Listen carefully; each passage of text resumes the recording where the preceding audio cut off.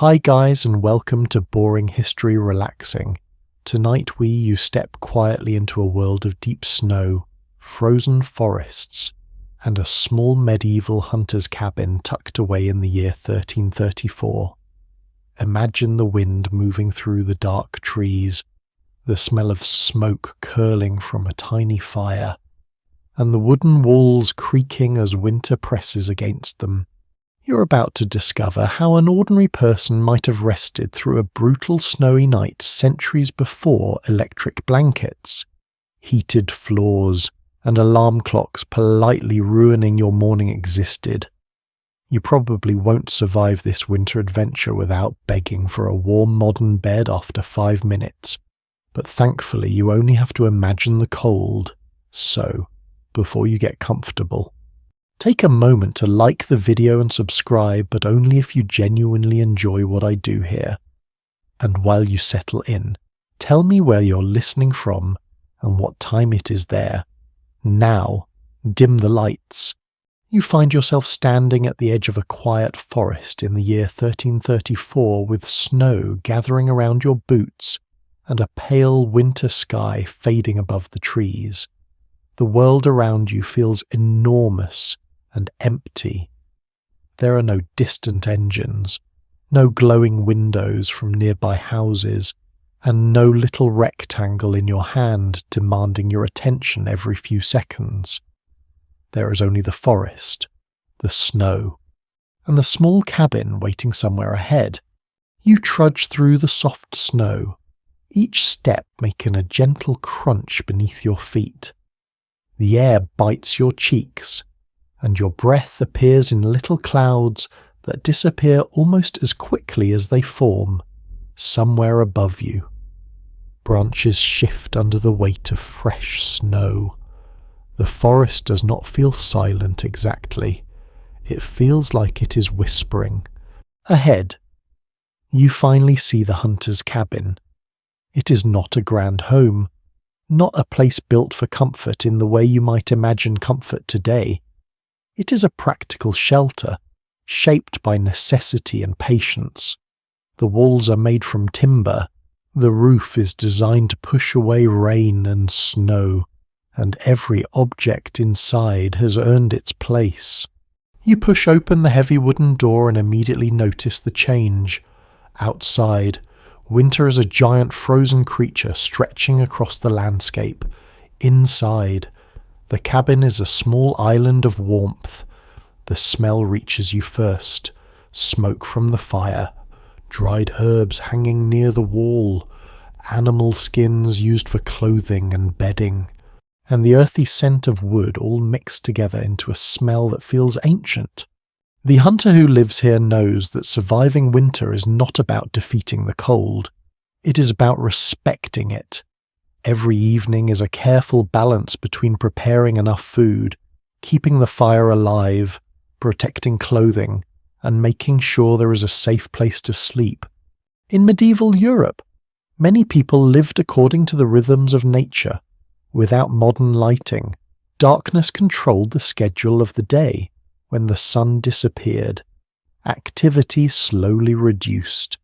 The evening became a time for repairing tools, preparing meals, telling stories, and resting. You look around the cabin and notice how little space there is. A modern bedroom might feel small if it lacks a large wardrobe or a comfortable chair. But this cabin follows a different idea. Space is valuable. Every corner has a purpose. A wooden container stores supplies, a tool hangs from a wall, a bundle of dried plants rests near the fire. A simple sleeping area waits beneath the roof beams. The hunter does not expect luxury. Luxury is a warm fire that still burns in the morning. Luxury is dry clothing after walking through snow. Luxury is having enough food stored away to survive another week of storms. A fascinating detail from medieval history is that many rural homes were not sharply divided into separate rooms like modern houses. Families and workers often shared living areas, especially in smaller dwellings. Privacy was limited, and staying close together helped preserve warmth. A cabin like this is not simply a place where you sleep. It is a place where every part of life happens. You move closer to the fire and feel the warmth slowly returning to your fingers. The flames crackle and pop, sending tiny sparks upward. The hunter watches the fire carefully because it is more than a source of heat. It is light, protection, cooking power, and emotional comfort all at once. A curious medieval belief connected to winter nights involves the strange importance of certain plants and objects believed to protect homes. Some people carried herbs, charms, or symbolic items because they thought these could guard against misfortune during vulnerable moments, including sleep. Today, you might keep a favorite pillow or blanket nearby for comfort.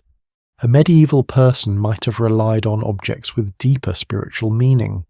The hunter prepares for the coming night with movements that are slow and practiced. There is no rushing because winter punishes mistakes.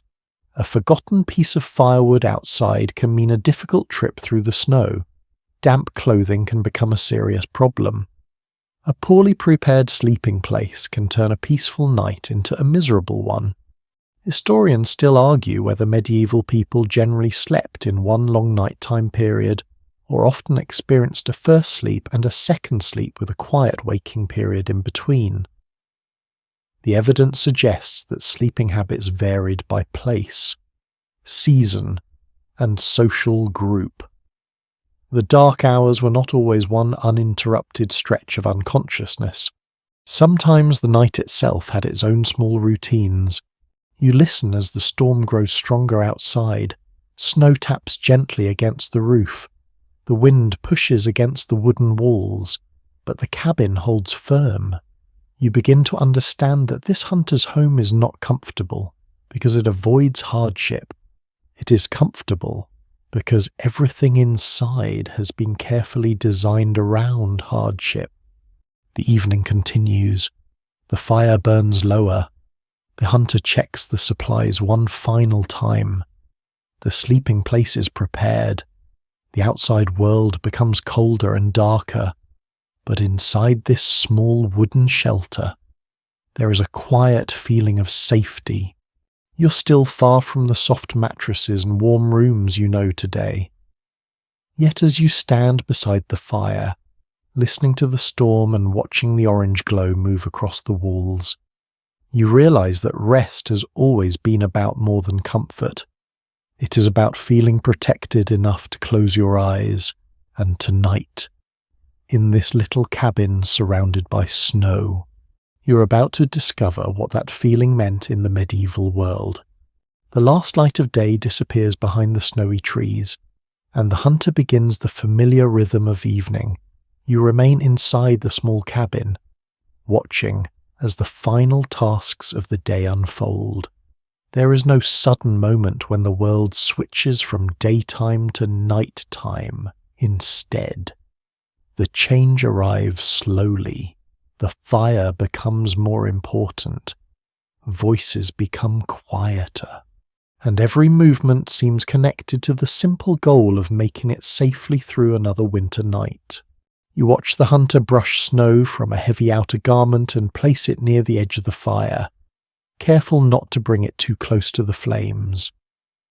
Wet clothing is a serious enemy in this cold world. A modern person might simply toss a jacket into a dryer or turn up the heat.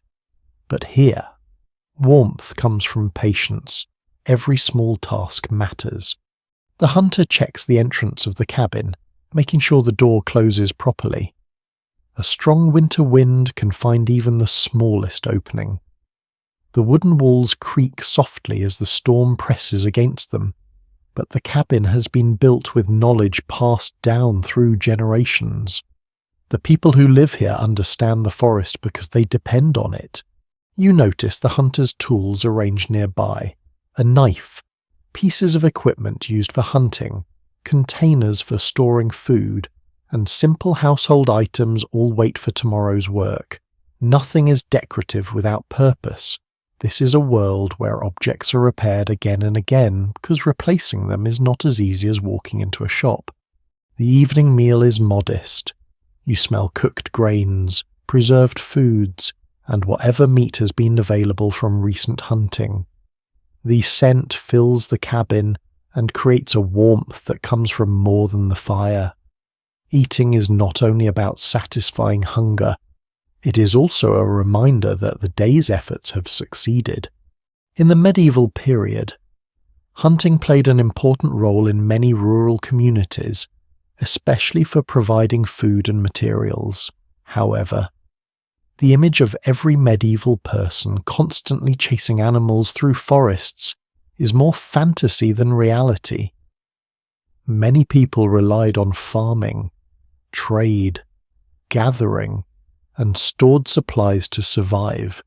The hunter in this cabin is part of a larger network of seasonal work and preparation. You sit near the fire as the hunter eats slowly. There is no television, no music playing from a device, and no endless stream of information arriving from the outside world. The evening feels strangely spacious. Your mind has room to notice things that are usually hidden beneath modern noise. The sound of chewing, the crackling of wood, and the movement of the wind become the evening's entertainment. Stories might be shared on nights like this. Tales of past winters, unusual animals, distant places, or family memories may travel around the fire. Storytelling is not just a pleasant activity. It helps people remember lessons and strengthen connections during long periods indoors. A quirky detail from medieval life is that some people believed certain animals had special relationships with the changing seasons and natural forces around them. Owls, wolves, and other creatures often appeared in folklore because their nighttime habits made them mysterious. A person sitting beside a winter fire centuries ago might look into the darkness outside and wonder what unseen world moved beyond the cabin walls. The hunter now begins preparing the sleeping area. Before you can rest, the space must be made ready. There is no simple routine of pulling back a blanket and climbing into a perfect mattress. The sleeping place requires attention. Animal skins and thick fabrics provide insulation between the body and the cold surfaces below. A person sleeping directly against frozen ground would lose heat quickly, so creating layers is essential. The materials may feel rough compared with modern bedding, but after a long day outdoors, they offer something precious, a barrier between you and winter. You notice that the sleeping arrangement is practical rather than private. In many medieval homes, people shared sleeping spaces because warmth and available room were limited. The idea of a completely private bedroom for each person belongs mostly to later periods and wealthier households. The hunter moves through the cabin with the calm confidence of someone who has repeated this routine many times. There is comfort in repetition. The same actions happen each evening. Check the fire, prepare food, protect supplies, arrange bedding, settle down. You begin to understand that bedtime in this cabin is not simply the final part of the day. It is another form of survival.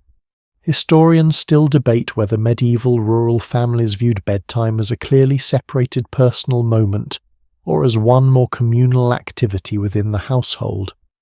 Some evidence suggests that sleeping was deeply connected to family life, work schedules, and social customs rather than being a completely private experience. The hunter adds another piece of wood to the fire, and the flames rise again. Shadows dance across the cabin walls. The light moves over wooden beams that have witnessed countless evenings like this one. You imagine previous generations sitting in the same place, listening to similar storms, following similar routines. Outside, the snow continues falling. The forest is becoming hidden beneath a white blanket. Paths disappear, branches bend, the world grows smaller. Inside, The hunter finishes the evening chores, a final check of the supplies, a final look at the fire, a final moment listening to the weather. There is a quiet discipline in these actions. Nothing is wasted, and nothing is taken for granted. You might find yourself comparing this evening to your own nighttime routine. Perhaps you charge a phone beside your bed, check messages, adjust the temperature, or choose from countless forms of entertainment before sleeping. The medieval hunter has none of these distractions. Instead, the evening naturally slows because the environment demands it. There is something peaceful about that simplicity. The hunter does not need to convince the mind that the day is finished. The darkness outside has already announced it. As the fire settles into glowing embers and the cabin grows quieter, you feel the weight of the long winter night approaching. The hunter has completed the necessary tasks, and the shelter is ready. The storm may continue for hours. The cold may surround the cabin completely, but inside, surrounded by wood, fire, and carefully prepared layers, the hunter has created a small place where rest is possible. You settle closer to the warmth and listen to the sounds of the medieval evening fading away. The night has not fully begun yet, but the journey towards sleep has already started. The fire has become the heart of the cabin now. You sit close enough to feel the gentle warmth touching your face, while the cold waits patiently on the other side of the wooden walls. The hunter knows that surviving a winter night is not about one single action. It is a collection of small preparations, repeated carefully every evening. A dry blanket, a steady flame, a well-built shelter, and a body protected from the cold all work together like quiet companions. You watch as the hunter moves around the cabin, checking the things that will matter most after darkness fully arrives. A bundle of firewood sits within reach, collected earlier before the storm became too strong. This simple pile represents hours of effort. Every piece of wood was cut, carried, and stored for moments exactly like this one. In a modern home, warmth often feels invisible. You turn a dial, press a button, and heat appears as if by magic. Here, warmth has a physical presence. You can see it glowing in the flames. You can hear it crackling. You can smell it as smoke curls gently toward the roof opening. The hunter does not simply receive warmth. The hunter creates it. The cabin itself also plays an important role. Its design reflects centuries of experience with the local environment. Thick wooden walls help block some of the wind. The low interior makes the space easier to warm. The limited openings reduce heat loss. This is not a home designed to impress visitors. It is a home designed to cooperate with nature. You run your hand along the rough wooden wall and feel the marks left by tools and time. Each beam has a story. Some pieces may have come from nearby trees, shaped by careful hands. The cabin is connected to the forest around it. The same landscape that creates danger also provides the materials needed for survival. During the medieval period, many rural buildings used local resources because transportation was difficult and expensive. People relied heavily on what could be found nearby, including wood, stone, clay, and plants. The result was a close relationship between architecture and geography. A cabin in a snowy northern region would naturally look different from a home in a warmer area. The hunter now turns attention toward clothing. You notice layers being arranged carefully. Wool, leather, and fur are valuable because they help trap body heat. A person walking through a frozen forest needs protection long before reaching the safety of a cabin. The clothing is not soft in the way modern winter jackets are soft. It may feel heavy, stiff, and practical, but after hours outdoors, these materials provide something incredibly important. They create a small personal shelter around the body. A strange little detail from medieval clothing history is that some garments were repaired so many times that the repairs themselves became part of the item's identity. A coat could carry years of patches and adjustments, showing not only usefulness, but also the care someone had given it. In a world where making new clothing required significant effort, keeping old clothing alive was a skill. You watch the hunter prepare the sleeping area once more. The bedding is placed away from cold surfaces, and layers are arranged to preserve warmth through the night. The materials are simple, but the knowledge behind them is sophisticated. People who lived in harsh climates understood insulation through experience. Even without modern scientific language, the firelight moves across the ceiling beams as snow continues to fall outside. The sound of the storm becomes a constant companion. Sometimes the wind rises suddenly, making the cabin seem smaller. Sometimes everything becomes quiet, as if the entire forest is holding its breath. Historians still argue whether medieval people experienced winter primarily as a season of hardship, or whether they also found unique pleasures in its slower pace. For many communities, winter certainly brought challenges, but it also created opportunities for storytelling, craftsmanship, rest, and gathering indoors. You think about how different this rhythm feels today. Winter can simply mean wearing a thicker coat while continuing the same busy schedule. The medieval hunter cannot ignore the season. Winter controls the timing of work, travel, and rest.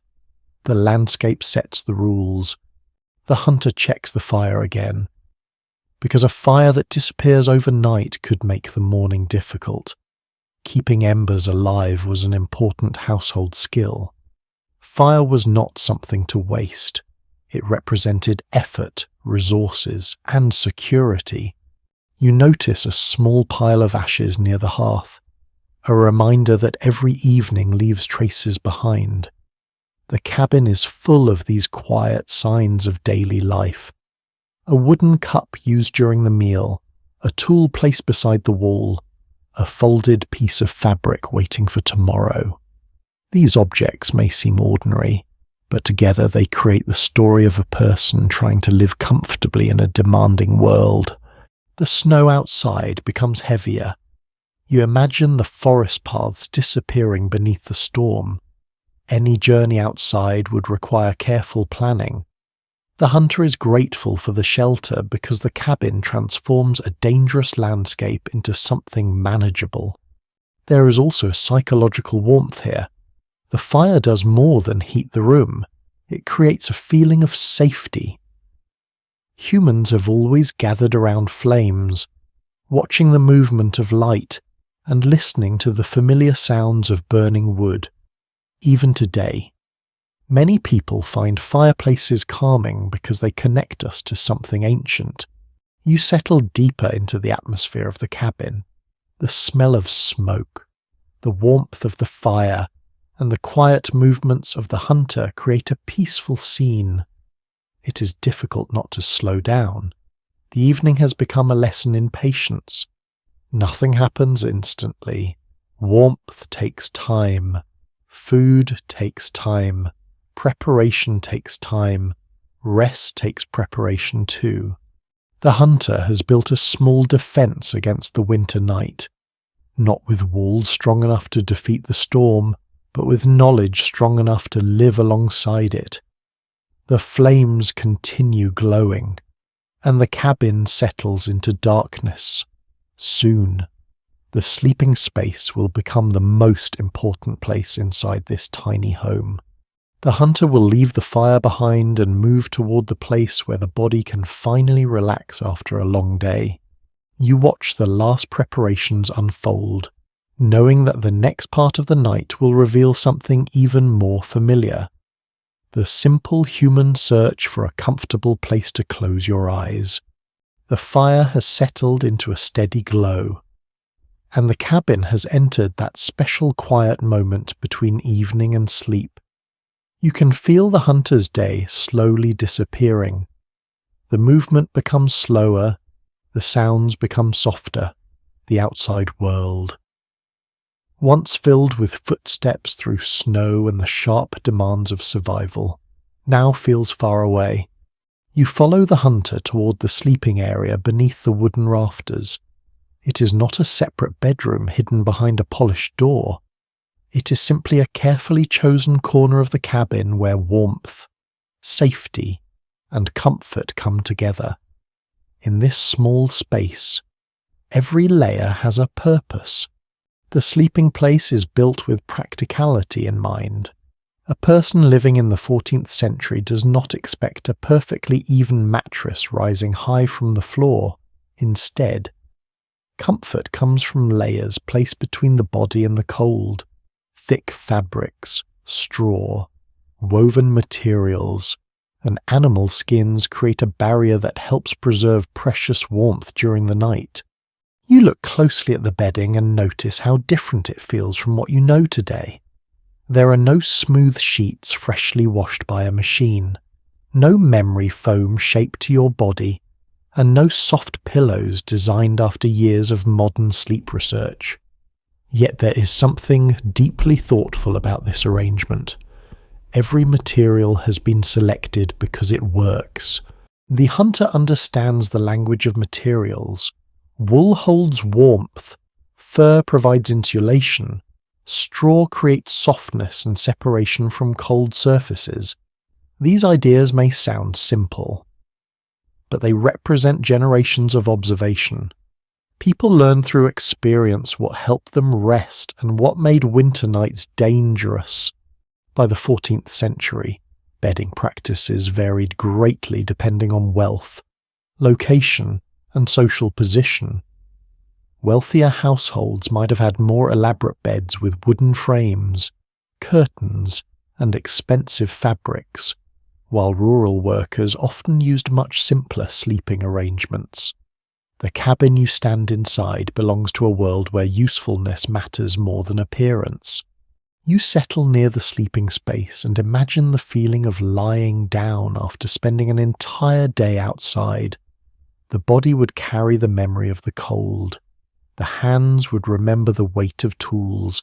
The legs would remember walking through deep snow. Sleep would arrive not because the evening was empty, but because the body had worked hard enough to demand rest. A curious detail from medieval sleeping habits is that people did not always sleep in the same positions or arrangements we consider normal today. Some people rested partially upright, especially when dealing with certain health beliefs or household conditions. The idea of the perfect sleeping posture was not fixed across history. Comfort depended on culture, environment, and available materials.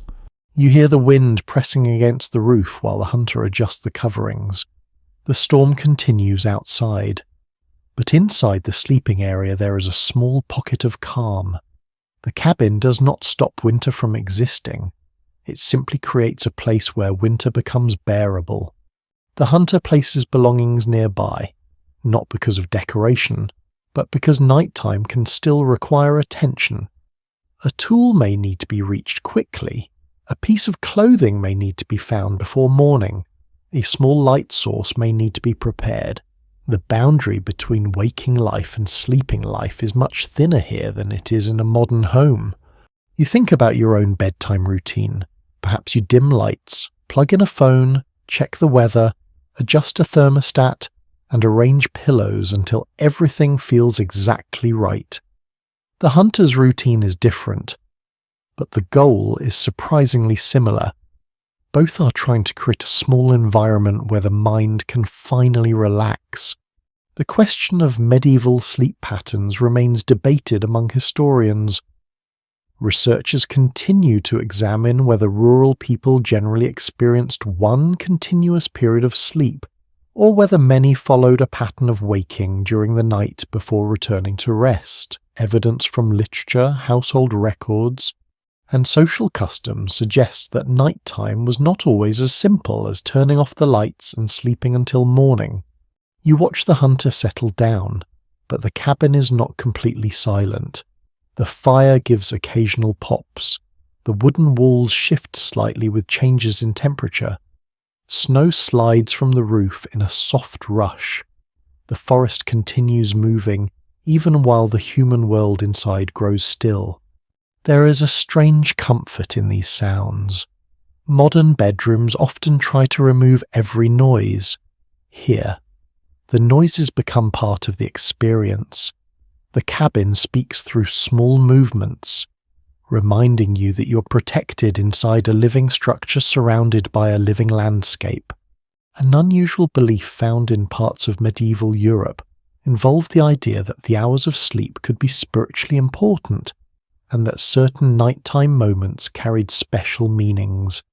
Some people treated dreams, prayers, and nighttime awakenings as opportunities for reflection rather than simply interruptions. You notice how the hunter does not rush into sleep. There is a gradual transition. The final thoughts of the day fade away slowly. The warmth of the fire reaches the sleeping area. The heavy blanket settles over the body. The sounds of the storm become a distant rhythm.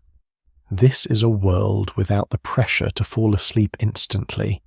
There is no glowing clock reminding you how many hours remain before morning. There is no message waiting, no notification, no sudden burst of artificial light. The night simply arrives. You lie beneath the coverings and feel the weight of the materials around you. At first, the bedding may feel unfamiliar. The textures are different. The warmth is created differently. But after a while, the body begins to understand.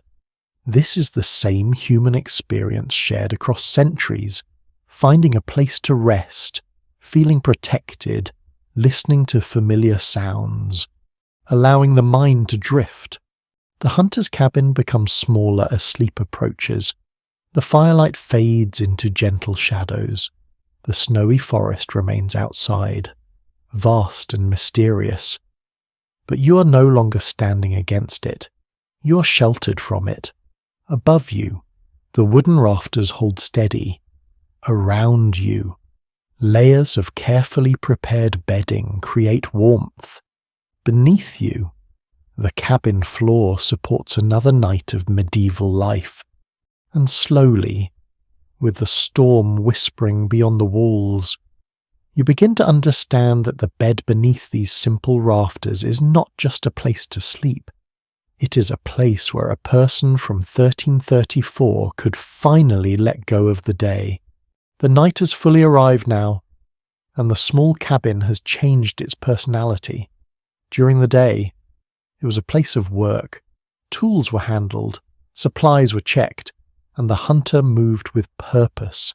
But now, beneath the dim glow of the fire, the cabin becomes a place of rest. The same walls that held activity only hours ago now hold quiet voices, slow breathing, and the gentle sounds of people settling down. You notice something important about this sleeping space. It is not designed around the idea of everyone having a private corner. The cabin is built around survival, and survival often means sharing what you have. Space, warmth, and protection are valuable resources, especially during a heavy winter storm. You look around and imagine how a cold night might unfold in a medieval household. A person with a large modern bedroom and a thick mattress might struggle to understand this arrangement at first. Here, several people may sleep close together because closeness itself provides comfort. A warm body beside you is not an inconvenience. It is another source of heat. The hunter prepares the area where everyone will rest. The bedding is arranged carefully, and the coverings are spread across the sleeping space. The movements are familiar and practiced. There is no unnecessary effort. Every action has been repeated many times before. By the later Middle Ages, many ordinary homes were built around shared living spaces where cooking, working, eating, and sleeping happened close together. Separate rooms for different activities were often limited, especially among poorer rural communities. The idea of a quiet, private bedroom belongs more strongly to later periods when housing styles changed. You listen as the cabin slowly fills with the small sounds of preparation. Someone adjusts a blanket. Someone places a wooden object nearby. Someone whispers a final comment before the long silence of sleep begins. These sounds are simple, but they tell a story about community. A curious little piece of medieval life is that some households sometimes included animals within or near living spaces, especially when warmth and protection were important. The relationship between humans and animals was often more practical and immediate than it is in many homes today. An animal nearby could represent security, companionship, or help during difficult seasons. You imagine a working animal resting near the edge of the cabin while snow continues falling outside. The animal has its own place, its own routine, and its own connection to the household. The medieval cabin is not a world separated neatly into human spaces and animal spaces. Life overlaps. The hunter lies down, and you feel the cabin become even quieter. The fire is lower now, but still alive. The orange glow moves slowly across the wooden walls. Shadows stretch and disappear. The storm outside feels enormous. But inside there is a shared sense of calm. This closeness creates a different experience of nighttime. Today, many people associate bedtime with being alone, closing a bedroom door, and entering a personal space. In medieval settings, nighttime could be more social. The final moments before sleep might include conversation, prayer, storytelling, or simply listening to others breathe nearby. Experts continue to discuss how much privacy ordinary medieval people expected or desired during sleep. Some researchers suggest that shared sleeping was accepted because it was normal and practical, while others point out that personal preferences and social differences likely existed even in crowded homes. You pull the blanket closer and notice how the cabin's warmth comes from many sources working together. The fire helps, the bedding helps, the walls help. But the presence of other people matters too. The cabin is warm because it is alive. The storm becomes stronger during the night. Snow strikes the roof, and the wind moves around the corners of the building. A person sleeping alone in such conditions might feel very small, but surrounded by familiar people, the darkness becomes easier to accept. There is something deeply human about this scene. Across history, people have always searched for safety before sleep. The details change, the materials change, the buildings change, but the feeling remains. You think about families, travelers, workers, and hunters who experienced nights like this centuries ago. They may not have had the comfort you recognize today, but they still had routines that helped them feel secure. They still knew the relief of reaching shelter after a difficult day. The cabin becomes a small world of its own. The people inside are separated from the frozen forest, but they are not disconnected from it. They know the weather outside because they can hear it. They know the season because they feel it. Nature is not a distant background, it is a constant presence. A strange belief from medieval folklore was the idea that nighttime spaces could be especially important, because they were moments when ordinary and mysterious worlds seemed closer together. Stories about spirits, dreams, and strange encounters often grew around darkness because people naturally wondered about what existed beyond their sight. You listen carefully. The sounds of the cabin create a kind of ancient bedtime music. The fire whispers, the wood shifts, the storm hums. The breathing of sleeping people creates a steady rhythm. There is no need for background noise from a machine, no need for an artificial recording of rain or a carefully designed sleep playlist. The medieval night provides its own atmosphere. The hunter rests because tomorrow will require energy. There may be more snow to clear, more supplies to organize, and more work waiting in the forest. Sleep is not simply a break from life. It is what allows life to continue. As you lie among the layered coverings and listen to the storm, you begin to understand the importance of shared warmth. This cabin is not comfortable because it is spacious. It is comfortable because it is filled with preparation, familiarity, and human connection. Outside, the snow continues covering the landscape. The forest grows quieter. The paths disappear beneath white layers. Inside, the people of the cabin drift deeper into sleep together. The fire becomes a soft glow. The conversations fade. The final movements stop. The long winter night has begun, and this small shelter holds everyone safely within its wooden walls. The cabin has reached the deepest part of the night now. The fire is no longer a bright companion dancing across the walls. It has become a quieter presence, glowing with a soft orange light that rises and falls with each small movement of the embers. You remain beneath the heavy coverings, listening to the storm outside and discovering that the night itself has many different voices. The first sound you notice is the wind. It moves through the forest with a slow, powerful rhythm. Sometimes it brushes gently against the cabin, almost like a hand passing over the wooden walls. Other times it grows louder, rushing between the trees and reminding you that the wilderness is still awake. For the hunter inside this cabin, these sounds are not simply background noise, they carry information. The direction of the wind, the weight of snowfall, and the condition of the forest all matter. A person who lives closely with nature learns to listen differently.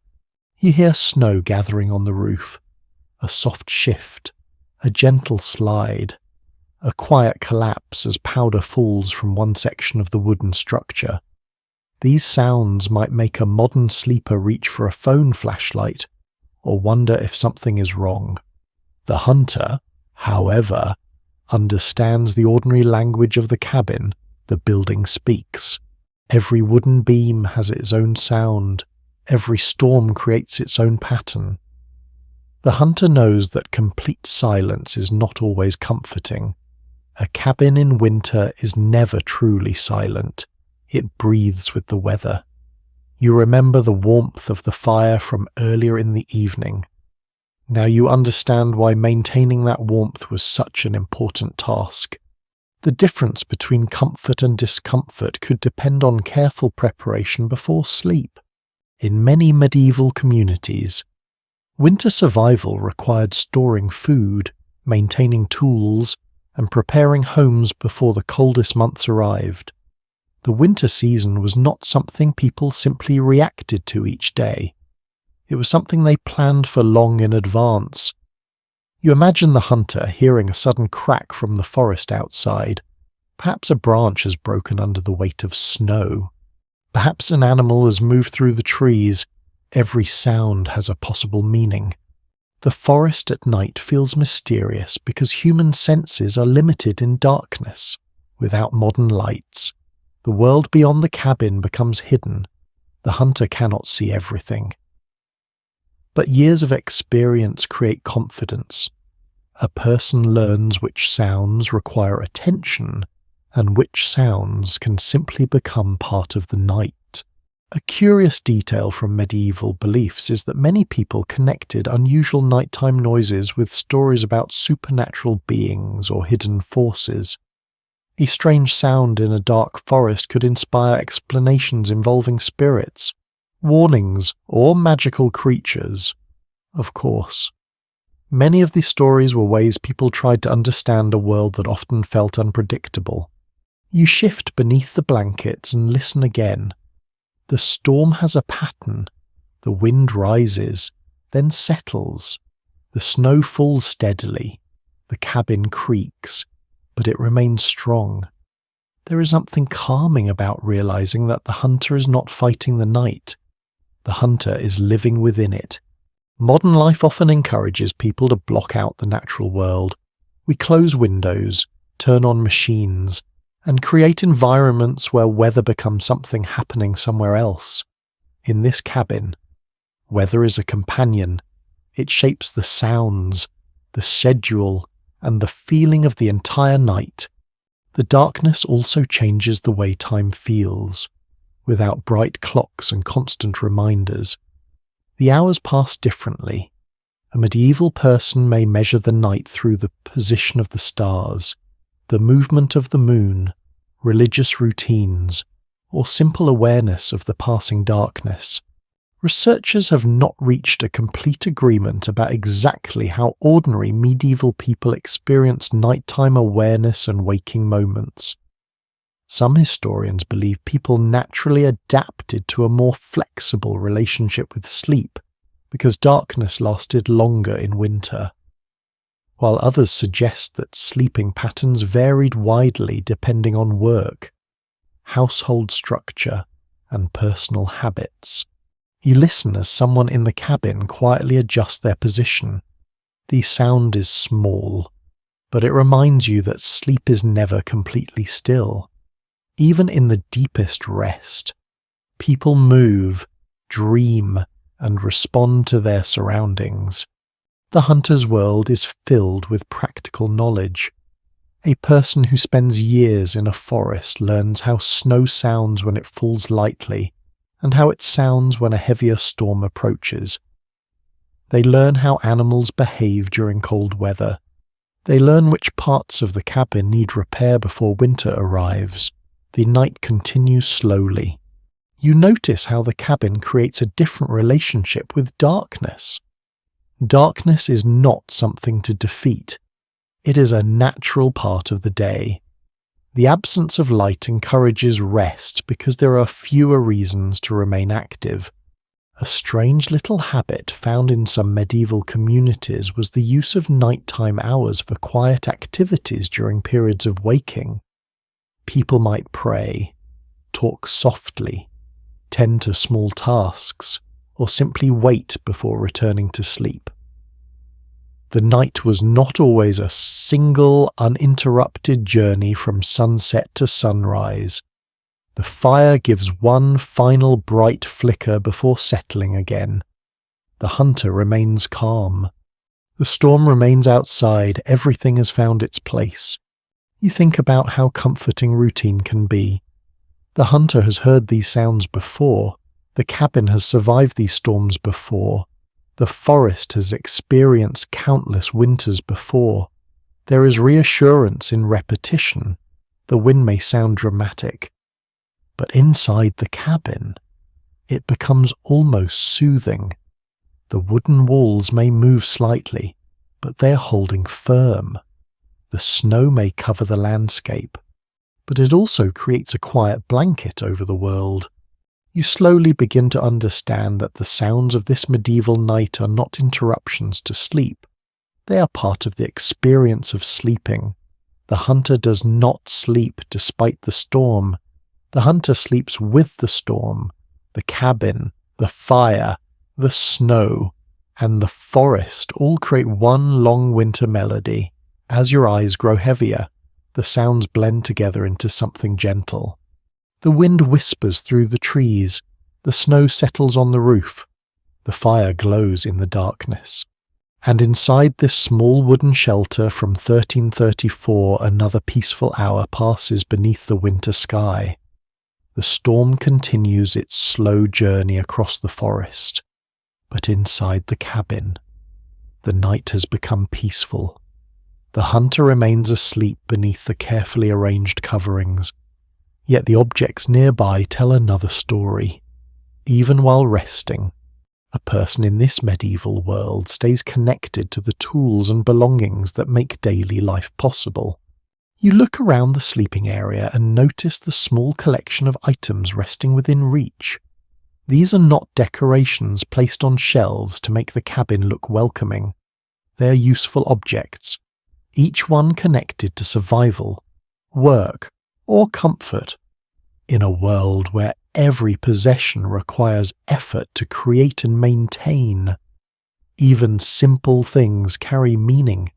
Near the sleeping place, the hunter keeps tools that may be needed quickly. A knife, a small container, pieces of clothing, and equipment used for daily tasks all have their places. The arrangement is practical. Nothing is left carelessly because a misplaced item in the darkness could create unnecessary trouble. You think about your own bedside table. Perhaps it holds a phone charger, a book, a glass of water, or a lamp. The hunter's version of this familiar space looks different, but the purpose is surprisingly similar. Before sleep, humans like to keep important things close. A wooden cup, a small pouch, or a simple tool may seem ordinary to modern eyes, but these objects represent independence. They allow the hunter to prepare food, repair equipment, and respond to unexpected problems. A person living in 1334 depends on personal belongings in a much more direct way. During the Middle Ages, many everyday objects were made by hand or produced locally rather than purchased from distant markets. Clothing, tools, and household items often required skilled workers and could be repaired repeatedly to extend their usefulness. The objects surrounding the hunter are part of a world where maintenance is a normal part of life. You imagine picking up one of the hunter's tools. The surface would likely feel worn from repeated use. The handle might carry marks from years of work. The material itself would tell a story, unlike many modern objects that are quickly replaced when damaged. Medieval possessions often stayed with people for a long time. The cabin feels almost like a memory box.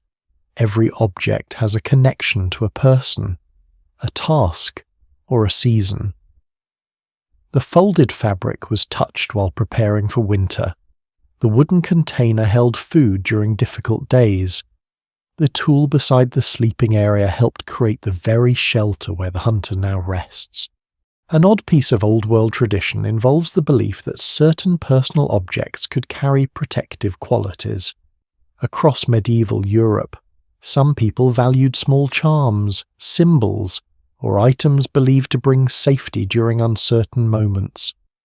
Whether these objects truly offered protection was a matter of belief, but their emotional importance was very real. You listen to the storm outside and understand why people looked for comfort wherever they could find it. Winter nights could feel endless. A familiar object nearby could provide reassurance when darkness covered the landscape. The hunter's belongings also reveal something about the connection between work and sleep. Today, many people try to separate their jobs completely from their resting spaces. A laptop stays in another room. Work messages are silenced. The bedroom becomes a place away from responsibility. In this cabin, that separation barely exists. The tools used during the day remain close during the night.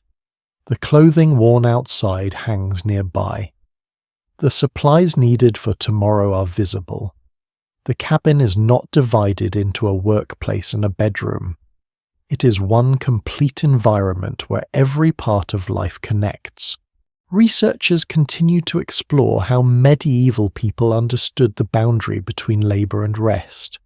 Some historians believe daily life followed a flexible rhythm where work, family, and sleep naturally blended together. Others suggest that even in small households, people still created meaningful moments of privacy and personal comfort when possible. You watch the hunter sleep, surrounded by these quiet reminders of everyday life. The objects do not disturb the peaceful atmosphere.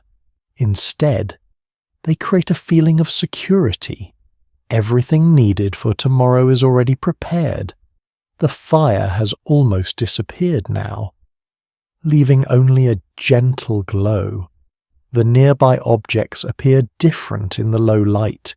Shapes become softer, edges become less clear. The cabin feels like a small world floating inside the winter darkness. You notice another detail. There's very little unnecessary clutter. The hunter cannot afford to carry items without purpose. Every object must justify the space it occupies. In a modern home, people often collect things simply because they are attractive or interesting. Here, usefulness is the main measure of value. Yet this does not mean the cabin lacks personality. The arrangement of objects reveals habits and preferences, the way tools are stored, the placement of clothing, and the choice of materials all show the individual behind them. A forgotten little detail from medieval life is that ordinary people often personalize their belongings through repairs and adjustments. A patched garment, a modified tool handle, or a container shaped for repeated use could become uniquely connected to its owner. You begin to see that the cabin is not just a shelter. It is a reflection of the person living inside it. The hunter sleeps while the storm continues outside, but tomorrow's tasks are already waiting quietly. The tools nearby will return to action. The clothing will once again face the cold. The containers will once again hold food, for now. Though everything rests, the objects become silent companions during the night. They stand beside the sleeping hunter like reminders that preparation creates peace. The warmth of the fire may fade, and the snow may continue falling, but the careful arrangement of simple belongings helps maintain a feeling of control. You settle deeper into the quiet atmosphere. The cabin is still surrounded by a powerful winter storm, but inside, every small detail has been considered. The hunter has a place to sleep. The tools have a place to wait. The night has a place to unfold. And as the hours pass beneath the snowy sky, you realize that even the smallest objects can tell the biggest stories about how people lived, worked, and rested long ago. The deepest hours of the night have arrived, and the cabin feels suspended between the waking world and the world of dreams. The storm outside continues its slow movement across the forest, but inside, the hunter rests beneath layers of warmth and familiarity. Your attention drifts away from the physical things around you and towards something much harder to understand. The mysterious world that appears when the eyes close. Dreams have always been part of human life. Long before modern ideas about the brain and sleep science, people wondered why strange images, memories, and emotions appeared during the night. A person sleeping in a medieval cabin might wake after dreaming of animals, forests, family members, or unfamiliar places and wonder what those visions meant. You lie quietly and imagine the hunter drifting through the first moments of sleep.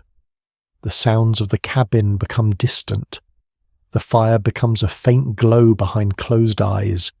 The cold forest disappears, replaced by a world created by memory and imagination. During the Middle Ages, dreams were often viewed through a mixture of religious belief, traditional storytelling, and personal interpretation. Many people believed dreams could contain messages, warnings, or reflections of important events. While modern science studies dreams through the activity of the sleeping brain, medieval people often searched for meaning in the images that appeared during the night. You might dream of walking through the snowy forest outside the cabin. Perhaps the trees become taller than they should be. Perhaps the snow turns into a shining white landscape without an end. Perhaps familiar faces appear beside the fire. Dreams rarely follow the ordinary rules of daylight. A curious practice from medieval Europe involved paying close attention to dream symbolism. Some educated people collected ideas about what certain dream images might represent: animals, weather, water. And unusual events were sometimes given symbolic meanings. A dream about a particular creature might be interpreted as a sign connected to personality, fortune, or future events. The hunter may not have owned a written dream guide, but stories and beliefs would still shape how nighttime visions were understood. Knowledge did not only exist in books, it travelled through conversations, traditions, religious teachings, and family memories. You listen to the quiet breathing inside the cabin and think about how different the experience of sleep must have felt without artificial light. Darkness arrived naturally, and the mind had more time to wander. The night was not filled with glowing screens or endless entertainment. Instead, imagination became one of the places people travelled. The medieval night could also carry fears: a dark forest, unfamiliar noises, and the uncertainty of winter could influence the thoughts that followed people into sleep. The boundary between the known world and the unknown world often felt much thinner after sunset.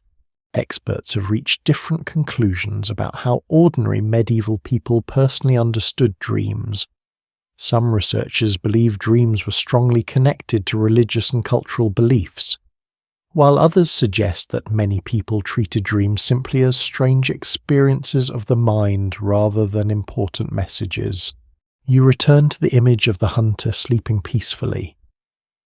The dream world may be filled with strange landscapes, but the body remains protected inside the cabin. The fire has created warmth. The walls provide shelter. The familiar sounds of the household create reassurance. This connection between safety and imagination is something people still experience today. A person who sleeps in a comfortable room may dream of distant places, old memories, or impossible adventures. The difference is that the medieval hunter's dreams are shaped by a different world: the forest, the animals, the changing seasons. And the challenges of survival all appear naturally in the imagination. A forgotten little detail from medieval storytelling is that nighttime tales often included mysterious creatures, magical events, and lessons about human behaviour. These stories were not always meant to frighten people. Many were ways of exploring questions about courage, danger, morality, and the unknown. You imagine voices around the fire earlier in the evening, sharing stories while the storm continued outside. Perhaps someone described a strange event from the forest. Perhaps someone repeated an old tale passed down through generations. By the time everyone slept, those stories may have followed them into their dreams. The hunter's mind carries the experiences of the day, the weight of walking through snow, the smell of the forest, the warmth of the cabin, the sound of the wind. All these details become pieces of the nighttime imagination. The night moves slowly. There is no need to rush through it. Dreams arrive and disappear like snowflakes landing on the roof. You think about how sleep creates a strange connection between all humans across time. A hunter in 1334 and a person today may live completely different lives, yet both close their eyes and enter a world where memories and imagination mix together. The furniture changes, the bedding changes, the buildings change, but the mystery remains. The hunter turns slightly beneath the coverings, perhaps responding to a dream. The movement is small. The cabin returns to stillness. Outside, the snow continues covering the forest. The same landscape that created challenges during the day now creates a peaceful backdrop for sleep. Winter darkness becomes a protective curtain around the cabin. The old beliefs about dreams may seem distant now, but they reveal something familiar. Humans have always wanted to understand the hidden parts of themselves. They have always looked for meaning in strange thoughts, unusual feelings, and the stories created while sleeping, as you drift alongside the hunter's quiet night. The cabin feels less like a historical place and more like a shared human space. The same questions that surrounded people centuries ago still appear today. Why do we dream? Why do certain memories return at night? Why does the mind create entire worlds while the body rests? The answers may have changed with time, but the wonder remains. The fire fades lower. The storm softens. The hunter continues sleeping beneath the wooden rafters, carrying the sounds and experiences of the day into a world only the sleeping mind can enter. And for a little while longer, beneath the heavy winter sky of 1334, the cabin becomes a place where reality and imagination quietly meet. The night continues its slow passage, and the cabin remains wrapped in darkness, warmth, and the gentle rhythm of sleep. Beneath the coverings, the hunter's body finally rests after a day shaped by movement, cold air, and physical effort. But even while the mind drifts through dreams, the body remembers everything that happened before the evening arrived. You think back to the hunter walking through the snowy forest, carrying equipment, searching through familiar paths, and returning home before the storm became too powerful. That kind of day creates tiredness that feels very different from sitting at a desk or moving through a modern routine. The muscles have worked, the hands have gripped tools, the body has spent energy simply staying warm. In this medieval cabin, sleep is closely connected to labour. Rest is not separated from daily life. It is the natural result of a person using their strength from sunrise until darkness arrives. The hunter's meal earlier in the evening also plays a role in preparing the body for sleep. Food provides energy for the work of tomorrow and helps restore what was spent during the day. The simple meal inside the cabin may not look impressive by modern standards, but in this environment, every bite has meaning. You imagine the smell of the evening meal still lingering faintly in the air. Cooked grains, preserved foods, and whatever fresh ingredients were available create a comforting scent mixed with smoke from the fire. The warmth of food and the warmth of the hearth combine, creating a feeling of safety after hours spent outdoors. Across medieval Europe, meals were strongly connected to seasons, local resources, and social position. The foods available to a rural hunter depended on geography, weather, and what could be stored through the colder months. Preserving food was essential because winter could limit access to fresh supplies. You notice how the hunter eats with attention. There is no rushing through a meal while looking at another distraction. Food is a moment of recovery. It is part of the transition from activity to rest. A curious detail from medieval eating traditions is that certain foods were sometimes connected with ideas about health, strength, and balance. Medieval people often followed medical beliefs based on the idea that different foods influence the body in specific ways. Some recommendations may sound unusual today, but they reflected attempts to understand how diet affected well-being. You settle deeper into the quiet cabin and consider how exhaustion changes the way a person experiences sleep. The hunter does not need to search for relaxation techniques or follow complicated bedtime routines. The body already understands the message. It is time to rest. the physical demands of the day have created a natural path towards sleep. The hunter's hands, tired from work, no longer need to hold tools. The legs, tired from moving through snow, no longer need to carry the body across the forest. The mind, filled with the sounds and sights of the day, begins to slow. Researchers continue to examine how much medieval people's sleep was influenced by seasonal work patterns. Some scholars suggest that agricultural and outdoor lifestyles naturally created strong connections between daylight, activity, and rest. Others point out that social customs, household responsibilities, and individual habits also shaped when and how people slept. You listen to the storm and imagine the hunter's dreams becoming quieter. The body is recovering. But the environment remains important. The cold outside reminds you why the evening preparation mattered so much.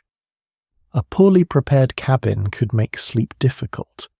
A weak fire, insufficient bedding, or lack of food could turn the night into a struggle. Rest was not guaranteed. It was something created through planning. This idea feels surprisingly familiar. Even today, people sleep better when their surroundings feel comfortable and secure. The details may be different, but the human need remains the same. The hunter's relationship with fatigue is also different from the way many people experience tiredness today. Modern exhaustion often comes from mental pressure, constant communication, and long periods of concentration. The medieval hunter's exhaustion comes from physical survival tasks, environmental challenges, and direct interaction with nature. Neither experience is simple. Both require recovery. You imagine the hunter waking briefly during the night, perhaps adjusting a blanket or listening to the weather. The body may respond automatically to changes in temperature or sound. Then, after a moment, sleep returns. A strange little belief from medieval folklore suggested that certain nighttime habits or dreams could reveal something about a person's condition or future. Some people look for signs in sleep because the night was considered a mysterious time when hidden truths might appear. Whether these beliefs were accurate is not the important part. What matters is that they reveal how seriously people considered the experience of sleeping. Sleep was not just the absence of activity, it was a meaningful part of life. The cabin remains still. The hunter's breathing follows a calm rhythm. The fire provides its final warmth. Outside, snow continues falling across the forest. You think about how different this night feels compared with a modern evening. There are no late-night snacks from a refrigerator filled with choices, no entertainment waiting at the touch of a button, no bright lights extending the day. Instead, the hunter follows the natural rhythm of the world. Darkness arrives, the body becomes tired, the fire becomes lower, sleep comes. There is something peaceful about this simplicity. The hunter does not need to convince the body that rest is important. The entire day has already proven it. The cabin is a place where effort leads naturally into recovery. The work of gathering, preparing, and surviving creates the perfect reason to stop. As the night moves forward, you feel the connection between food, fatigue, and sleep becoming clearer. The hunter's ability to rest depends on everything that happened before this moment. The meal, the fire, the shelter, the preparation, the journey through the snow, all of it has led here. A person closes their eyes, and the long winter night continues. The storm outside remains powerful, but inside the cabin, the hunter sleeps peacefully. The body repairs itself, the mind wanders. Tomorrow waits somewhere beyond the darkness, but for now, there is only warmth, quiet, and the gentle comfort of finally being still. The night has grown deeper, and the cabin seems almost hidden from the rest of the world. Snow covers the paths outside, the trees stand quietly beneath their white layers, and the small wooden shelter feels like a secret place preserved in time. You remain beside the sleeping hunter, noticing that even the simplest cabin contains details that reveal forgotten stories. A medieval shelter is not just a roof over someone's head. It is a collection of choices made through experience. The position of the doorway, the placement of the fire, the arrangement of supplies, and even the direction of the sleeping area all reflect generations of learning. A person living here does not separate comfort from survival. They understand that one depends on the other. You look around the cabin again, but now you notice things you missed earlier. The walls are not perfectly smooth. The floor is not perfectly even. The objects are not arranged to create a beautiful display. Instead, everything feels connected to purpose. A small crack in a wooden beam might tell the hunter that repairs will be needed when the weather improves. A bundle of herbs near the fire might provide flavor for meals or serve a practical household purpose. A carefully folded piece of fabric might represent hours of work creating something valuable. Life in the 14th century was shaped by local resources and seasonal challenges. Many rural households depended heavily on materials found nearby, including wood, wool, plants, and animals. Homes were often adapted to the environment because people had to work with the landscape rather than ignore it. You place your attention on the hidden secrets of the cabin, the small details that modern visitors might overlook, the way smoke escapes, the way heat moves through the room, the way supplies are protected from moisture. These are not random habits. They are the result of living in a world where preparation could make the difference between comfort and difficulty. One unexpected little piece of medieval culture is that people often gave strong meaning to ordinary household spaces. A hearth was not merely where food was cooked. It could represent family, security, and the center of daily life. The fire connected practical needs with emotional comfort. You can understand why. In the darkness of winter, the hearth was where people gathered. It provided light when the outside world disappeared. It offered warmth when temperatures dropped. It created a place where stories, meals, and memories came together. The hunter's cabin carries this same feeling.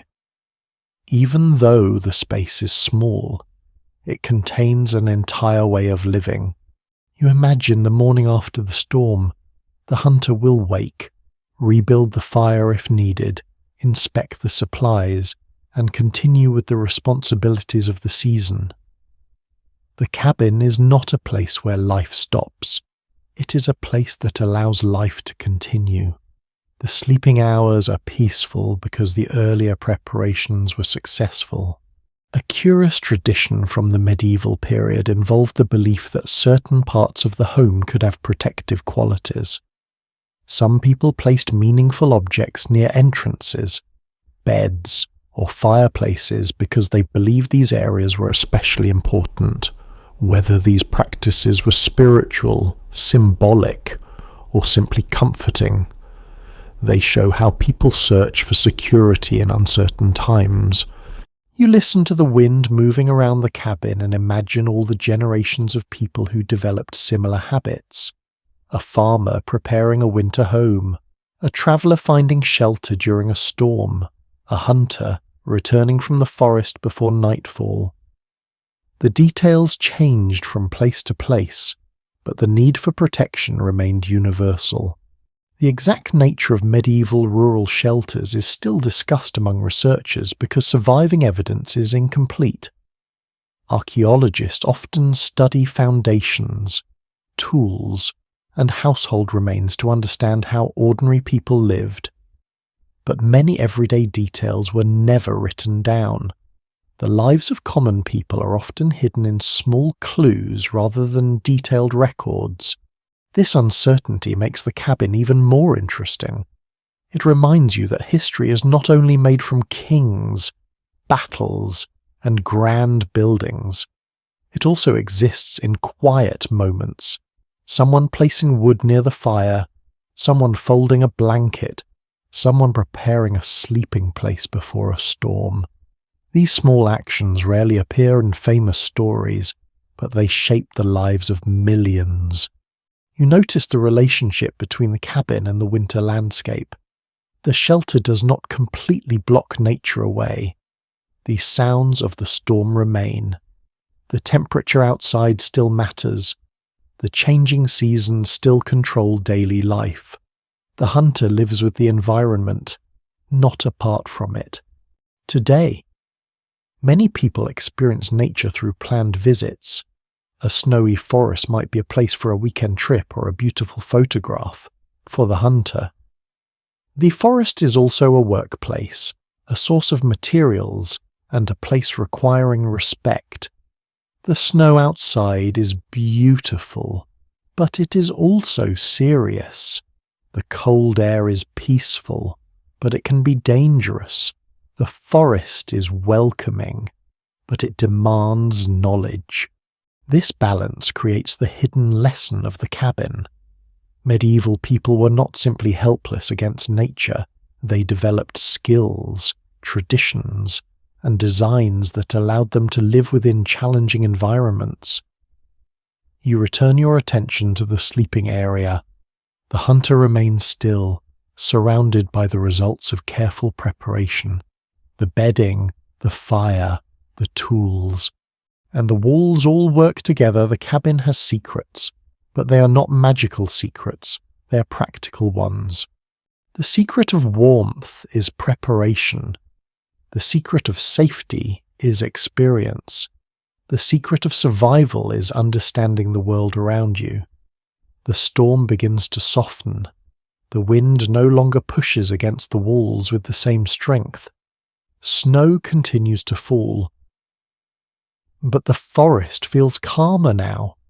The hunter sleeps through the quiet hours, protected by a shelter built from knowledge passed down over time.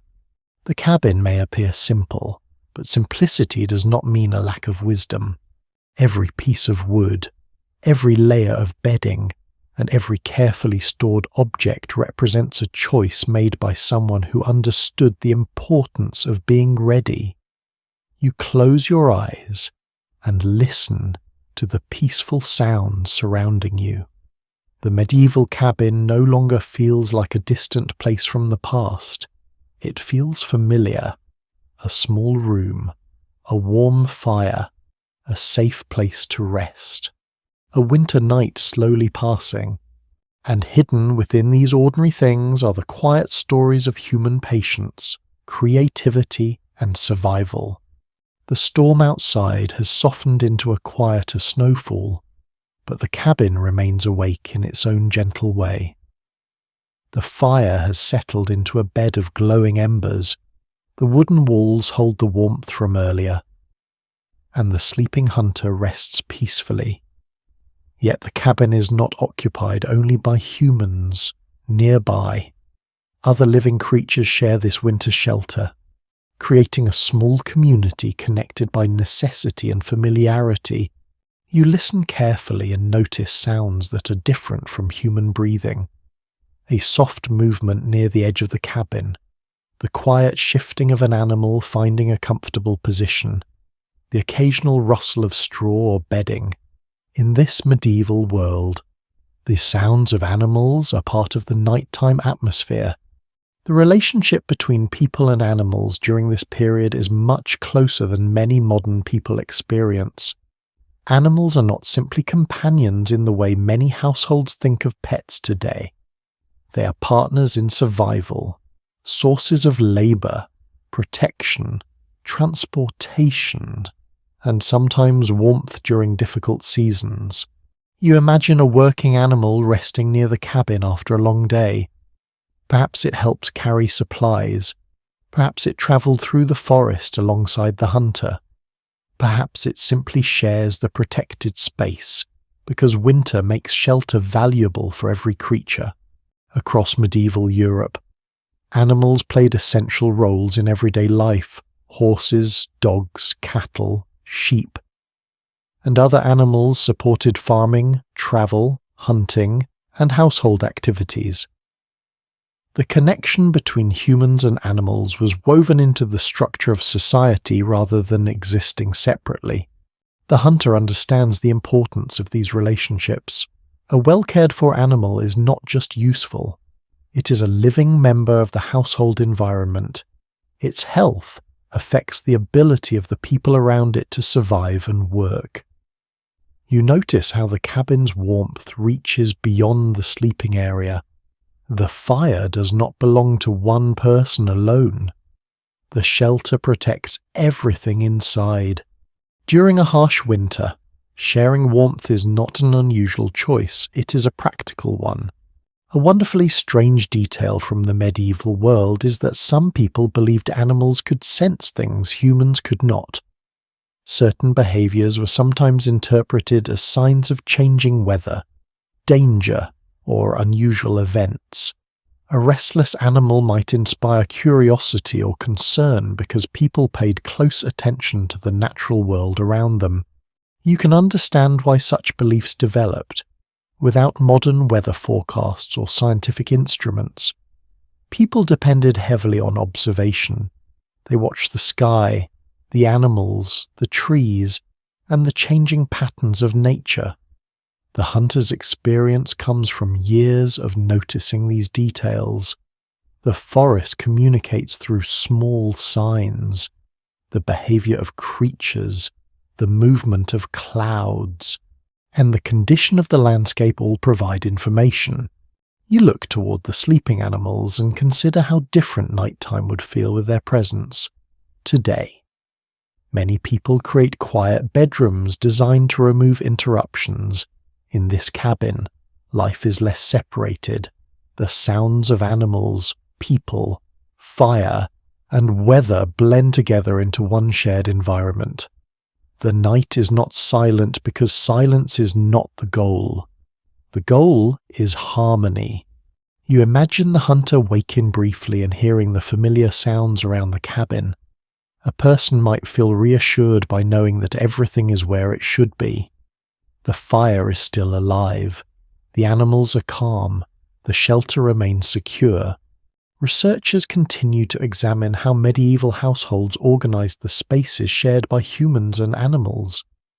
Evidence from buildings and archaeological sites suggests that arrangements differed greatly depending on region, wealth, and climate. Some homes separated animals from living areas, while others allowed closer contact, especially when warmth and protection were important. The reality was not the same everywhere. A wealthy household in a town might look very different from an isolated forest cabin during a snowy winter. You return to the hunter's small shelter and imagine the practical decisions behind every arrangement. The location of sleeping areas, the placement of animals, the storage of supplies. Each choice reflects the environment. Winter changes everything. When temperatures drop and snow covers the ground, survival becomes a shared effort. Humans rely on animals, and animals rely on humans. The relationship is built on cooperation. There is also an emotional side to this connection.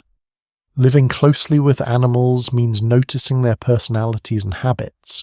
A hunter spending many days in a quiet forest may find comfort in the presence of a familiar creature nearby. A forgotten habit from medieval life was the tendency to name and recognize certain important animals individually, especially those that worked closely with people. While practices varied, animals that provided valuable service could become deeply familiar figures within a household. You picture the cabin during the early morning hours. The hunter will eventually rise. The animals will become active. The fire will be rebuilt. Another day will begin, but for now, everything rests. The snowfall outside creates a soft barrier around the cabin. The world beyond the walls feels distant. Inside, humans and animals share the same protected space, connected by the simple need for warmth. You think about how different this is from many modern homes.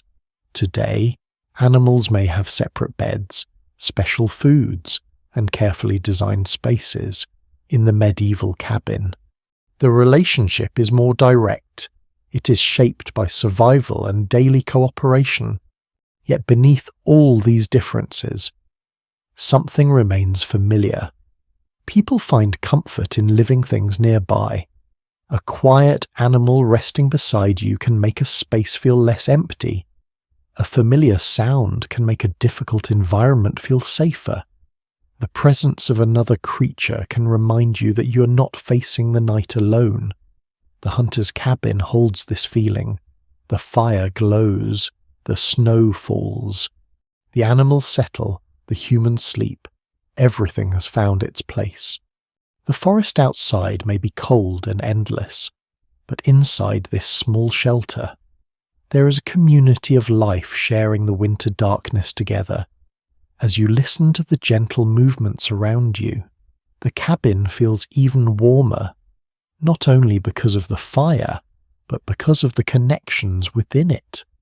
The night continues, the snow continues, and beneath the wooden rafters of a 1334 hunter's cabin, humans and animals rest side by side, waiting quietly for morning. The cabin grows quieter as the winter night stretches onward. The animals have settled. The hunter remains deep in sleep, and the fire has become a soft red glow rather than a bright source of light. Outside, the snow-covered forest seems endless.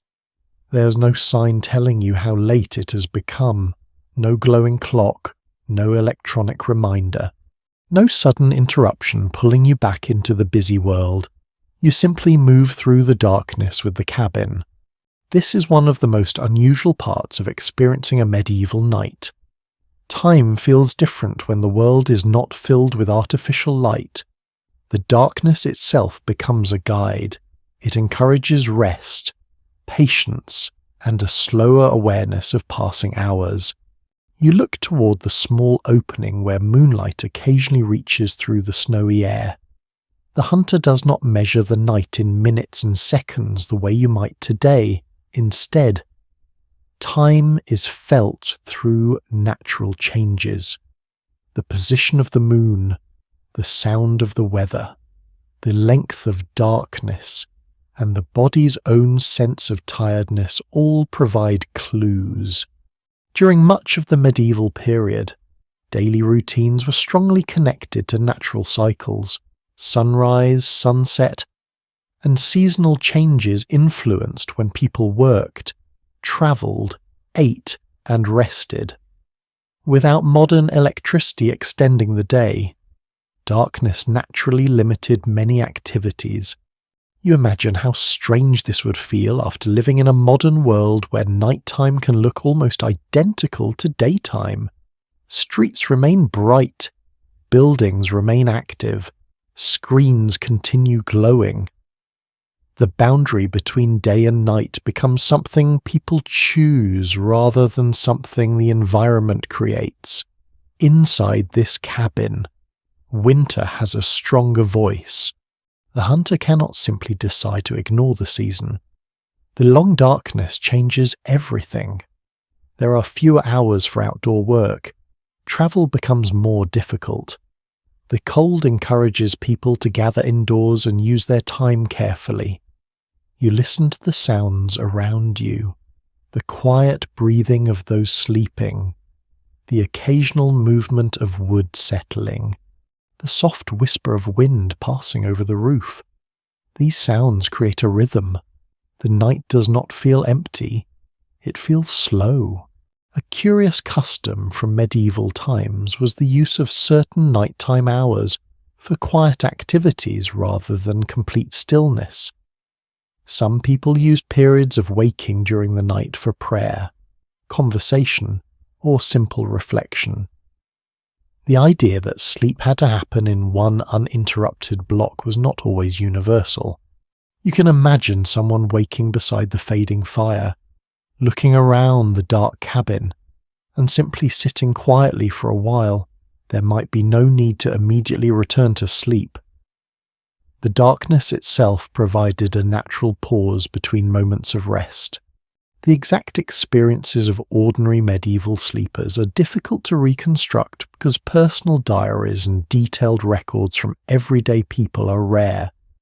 Researchers continue to investigate how common interrupted sleep was and how much it depended on climate, occupation, household structure, and social customs. The hunter's winter night may have felt very different from the night of someone living in a crowded town or a wealthy household. A person working outdoors in a remote cabin would experience darkness through the sounds of nature, while someone in a city might experience it through the noises of neighbours, streets, and animals nearby. You return to the quiet forest surrounding the cabin. The darkness here feels almost complete. The trees disappear into shadows. The snow reflects a small amount of moonlight, creating a pale landscape that seems almost unreal. The hunter knows this landscape well. The darkness is not an enemy. It is simply another condition to understand. A strange little belief from the medieval world was that certain times of night carried special meanings. The hours before dawn were sometimes considered mysterious, because they represented a transition between darkness and light. Stories often placed unusual events, visions, or supernatural encounters during these moments. Whether people truly believed these stories or simply enjoyed sharing them, they reveal something important. Nighttime inspired imagination because it changed how people experienced the world. You think about the difference between a medieval winter night and your own evening. When you feel tired today, you might look at a clock and calculate how much sleep remains. You might worry about tomorrow's schedule. You might think about unfinished tasks. The hunter's concerns are different. Will the fire last? Will the storm pass? Will there be enough supplies? Will the weather allow tomorrow's work? The worries are practical and immediate. Yet there is also a peaceful simplicity. The hunter's attention is focused on the present moment, the cabin, the weather, and the sleeping body are all connected. The darkness continues. Hours pass quietly. The snow outside thickens the silence of the forest. It covers branches, paths, and open ground, creating a softer world. Snow has a remarkable ability to change sound. It absorbs movement and makes the landscape feel calmer. You notice how the storm that seemed powerful earlier now feels almost protective. The snowfall creates distance between the cabin and everything beyond it. The outside world is still there, but it feels far away. This isolation could be challenging, but it could also create moments of deep rest. There are fewer distractions, fewer demands, fewer reasons to remain awake. The hunter sleeps because the night allows it. The cabin encourages it. The season requires it. You begin to understand that winter darkness was not simply a problem medieval people endured, it was also a natural part of their rhythm. The long nights created their own patterns of gathering, resting, and reflection. A forgotten little detail about medieval life is that people often adjusted their activities according to the seasons rather than trying to force the same schedule all year. Winter was not just summer with colder weather, it had its own pace. The cabin seems to accept this. The fire rests, the animals rest, the hunter rests, the forest rests, and you rest with them. As the deepest hours of darkness slowly move toward morning, the cabin remains steady beneath the snowy sky. There is no rush. There's nowhere else to be. Only the quiet passing of time. Only the gentle sounds of winter. only the peaceful knowledge that, for this moment, everything is exactly as it should be. The first signs of morning arrive slowly, almost shyly. The darkness that surrounded the cabin for so many hours begins to soften. The deep black sky turns into a pale winter grey, and the forest outside slowly reveals itself again. Snow-covered branches appear from the shadows. The outline of the trees returns. The world that disappeared during the storm begins to wake inside the cabin. You remain still for a moment, listening. The night sounds have changed. The strong wind from earlier has weakened. The storm that seemed endless now feels like a distant memory. The roof still carries a thick layer of snow, and the air inside remains cold. But the cabin has successfully carried everyone through another winter night. The hunter begins to wake. It does not happen suddenly. There's no loud alarm announcing that the day has begun. The body responds naturally to the changing light, the temperature, and the quiet awareness that another day of work is waiting. You watch as the hunter slowly moves beneath the coverings. The first moments after waking are familiar across centuries. There is the brief confusion of leaving a dream behind. There is the feeling of cold air touching the face. There is the search for warmth before standing. The sleeping space that provided comfort during the night now becomes the starting point for a new day. The hunter checks the fire first. This simple action shows how important warmth remains. A weak flame means more effort is needed. A healthy fire means the cabin can quickly become comfortable again. You notice the careful movements. A little fuel is added. The embers are encouraged back into a brighter flame. Slowly, warmth returns to the room, across many medieval households. The morning fire was one of the most important parts of beginning the day. Fire was necessary for cooking, heating, and many household tasks, making the hearth a central feature of daily life. You can almost feel the change inside the cabin. The sleepy atmosphere begins to transform into activity. The objects that rested quietly overnight return to usefulness. Tools are picked up, clothing is adjusted, supplies are checked. The hunter prepares for the cold morning outside. Before leaving the warmth of the cabin, the hunter examines the weather. The snowfall has changed the landscape. Familiar paths may be hidden, branches may have fallen. The forest that looked peaceful during the night now requires attention. You think about how different waking up feels in this environment. Today, many people begin mornings by checking messages, looking at schedules, or rushing toward responsibilities indoors. The medieval hunter begins by checking the natural world. The weather decides the first conversation of the day. A small but surprising detail from medieval life is that people often developed very specific knowledge about seasonal changes because their survival depended on observation. They recognized patterns in plants, animals, weather, and landscapes. This knowledge was not always written down, but it was passed through experience. The hunter does not need a forecast displayed on a screen. The sky, the snow, and the forest provide information. You imagine stepping outside beside the hunter. The cold air immediately returns, sharper than the protected atmosphere inside. Snow crunches beneath your feet. The forest looks transformed after the storm. Every branch carries a layer of white. Every path looks unfamiliar. Every sound feels clearer. The morning is beautiful, but beauty and difficulty exist together in this world.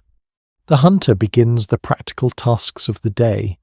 Snow may need to be moved away from the entrance.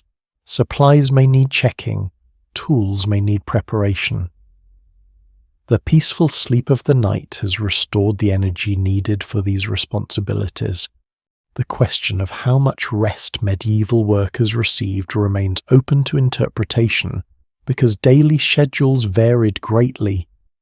Researchers continue examining evidence from different regions to understand how seasons, occupations, and social roles influence sleeping and waking patterns. A person living alone in a forest cabin would experience the morning differently from someone working in a village or town. There was no single medieval lifestyle. The Middle Ages contained many different experiences depending on where a person lived and what work they performed. You return inside the cabin and notice the traces left behind by the night. The sleeping area is slightly disturbed. The fire has left ashes behind. The objects that were carefully placed before bedtime are now ready for use. The night has ended, but it has not disappeared completely. It remains in the warmth of the cabin. It remains in the tired but refreshed body. It remains in the memory of the storm. You realize that waking after a medieval winter night was not simply about opening your eyes. It was a transition from one kind of survival to another. Rest allowed the hunter to face the next set of challenges. The morning meal, when available, would provide energy for the hours ahead. The clothing would protect against the cold. The tools would return to their daily purpose. Everything begins again. An amusing glimpse into old customs is that some medieval communities attached meaning to certain morning signs, believing that the weather, dreams, or unexpected events after waking could carry messages about the day ahead. These beliefs reflected a world where people paid close attention to small details around them. You look once more at the cabin before the hunter steps fully into the day. It is still the same simple wooden shelter from the night before, but morning changes how it feels. At night, it was a refuge. In the morning, it becomes a base for action. The walls that protected sleep now support another day of living. The fire that provided comfort now provides energy. The sleeping place that offered rest now waits for another evening. The cycle continues. Winter does not stop because someone slept. The forest does not pause. The snow does not disappear. But the hunter is ready. You stand at the doorway and watch as the first clear morning light touches the frozen landscape. The storm has passed, leaving behind a world that feels cleaner, quieter, and new.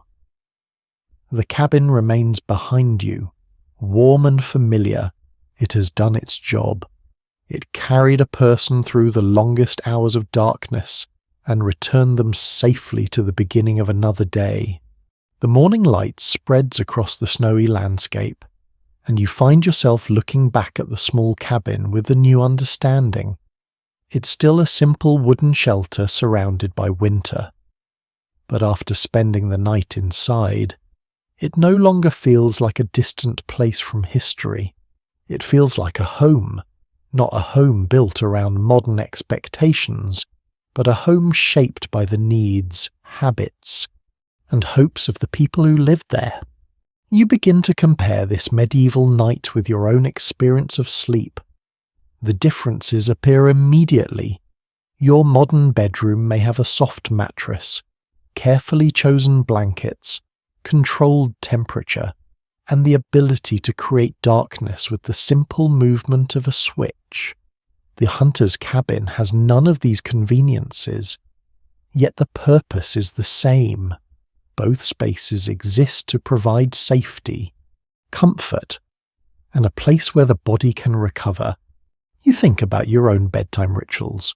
Perhaps you brush your teeth, adjust the pillows, close the curtains, and check one last message before turning away from the day.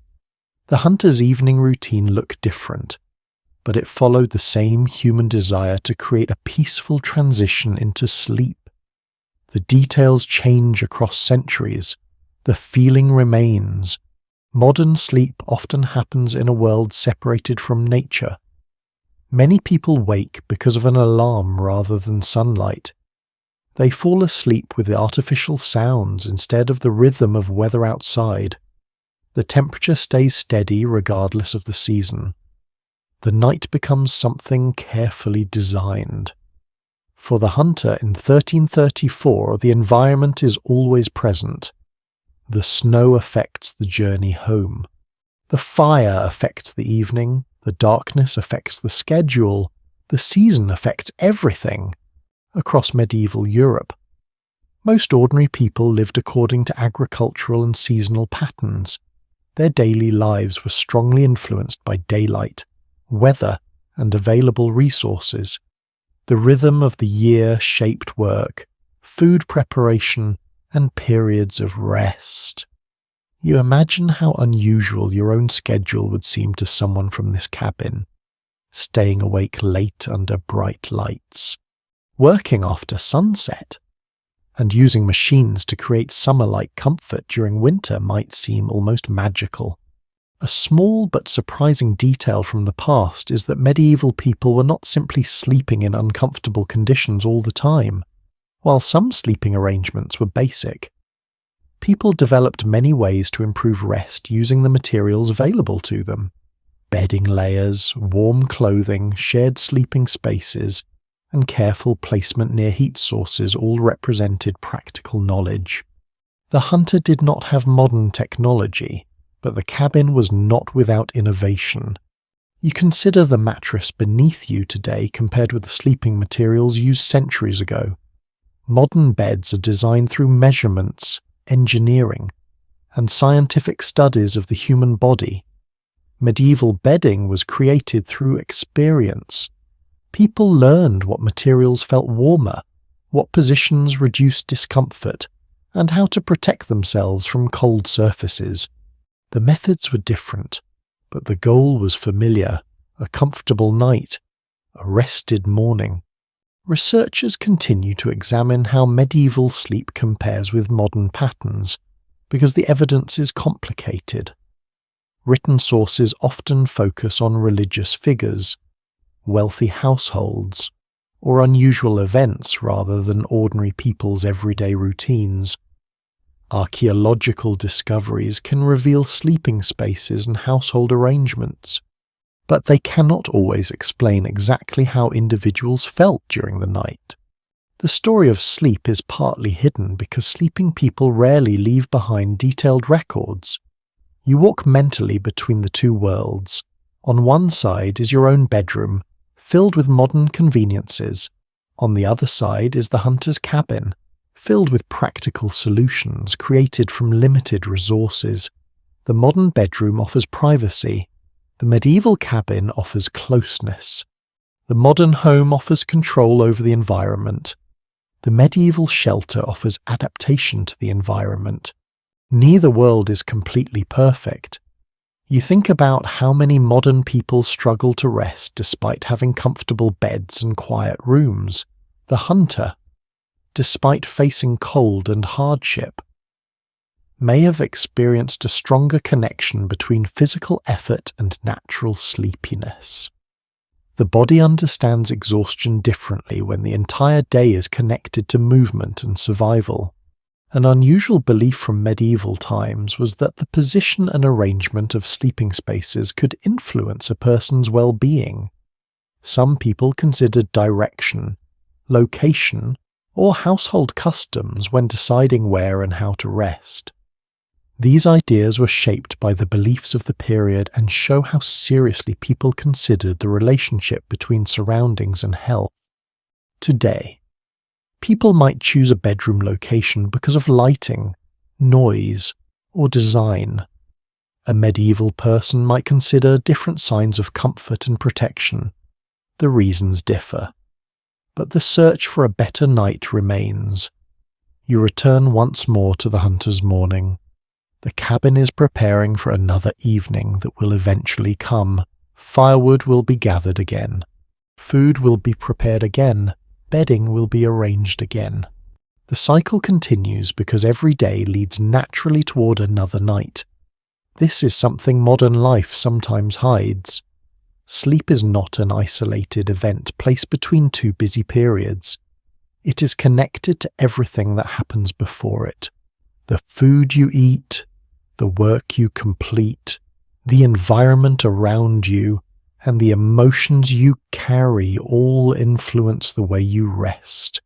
The hunter's sleep began long before the moment of lying down. It began when firewood was collected. It began when clothing was dried. It began when food was stored and the cabin was prepared. Your own sleep also begins earlier than you might think. It begins with the choices made throughout the day. You look again at the snowy cabin and realize that the greatest difference between the medieval hunter and the modern sleeper is not the bed, the blankets, or the room. It is the relationship with the world. The hunter lives within the natural rhythm of the seasons. Modern people often create their own rhythms with technology and schedules. Both approaches have advantages. Both create challenges. The medieval cabin reminds you of something simple. Rest has always been a human need. Long before alarm clocks and memory foam mattresses, people searched for warmth at night. They listened to familiar sounds. They protected themselves from the cold. They closed their eyes and trusted that morning would come. The snow continues melting slowly beneath the rising sun. The hunter moves through another winter day. The cabin remains quiet behind you, holding the memory of the night. And as you compare these two worlds, separated by centuries but connected by the same need for sleep, you realize that bedtime has always been one of humanity's most familiar rituals. The surroundings change, the centuries pass, but the moment when a person finally rests remains beautifully the same. The winter morning has fully arrived, but your thoughts remain connected to the quiet cabin hidden among the snowy trees. The hunter has returned to the rhythm of daily life, yet the stories surrounding such places continue to linger. A small wooden shelter in the forest is not only a place for sleeping and surviving, it is also a place where imagination grows. When people spend long nights surrounded by darkness, weather, and silence, stories naturally become part of the landscape. The cabin is filled not only with tools and supplies, but with memories, warnings, and tales passed from one person to another around fires like this. Generations shared stories about forests, mysterious creatures, strange events, and the unseen forces they believed surrounded them. You imagine another evening arriving after many years. Another hunter sits beside the same fire. Another storm covers the same forest. The wolves may hear another collection of voices describing old legends that have travelled through time. Folklore often grows in places where people feel both wonder and uncertainty. A remote winter cabin is the perfect setting for stories. The forest outside is beautiful, but it is also unknown. A person walking through deep snow might hear an unfamiliar sound or see movement between the trees. Without modern explanations available, the imagination naturally searches for answers. Was it an animal? Was it the wind? Was it something beyond ordinary understanding? These questions shaped many winter traditions. Across medieval Europe, storytelling was an important part of community life. People shared religious stories, family histories, local legends, and moral tales through spoken traditions in villages and isolated homes. Storytelling helped preserve knowledge and create connections between generations. You picture the hunter listening beside the fire as someone describes a strange event from a previous winter. Perhaps a traveller disappeared during a storm and returned days later with an unbelievable tale. Perhaps someone claimed to see unusual lights beyond the trees. Perhaps an old story warned people to respect the forest after sunset.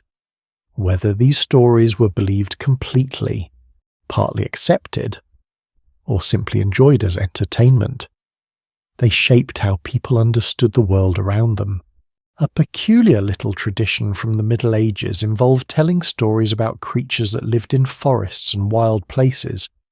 Some legends described beings that could help humans, while others warned of dangers waiting beyond familiar paths. These tales often reflected real concerns about isolation, travel, and the unpredictable nature of the wilderness. A story about a mysterious creature might also carry a practical lesson. Do not wander alone during dangerous weather. Respect the power of nature.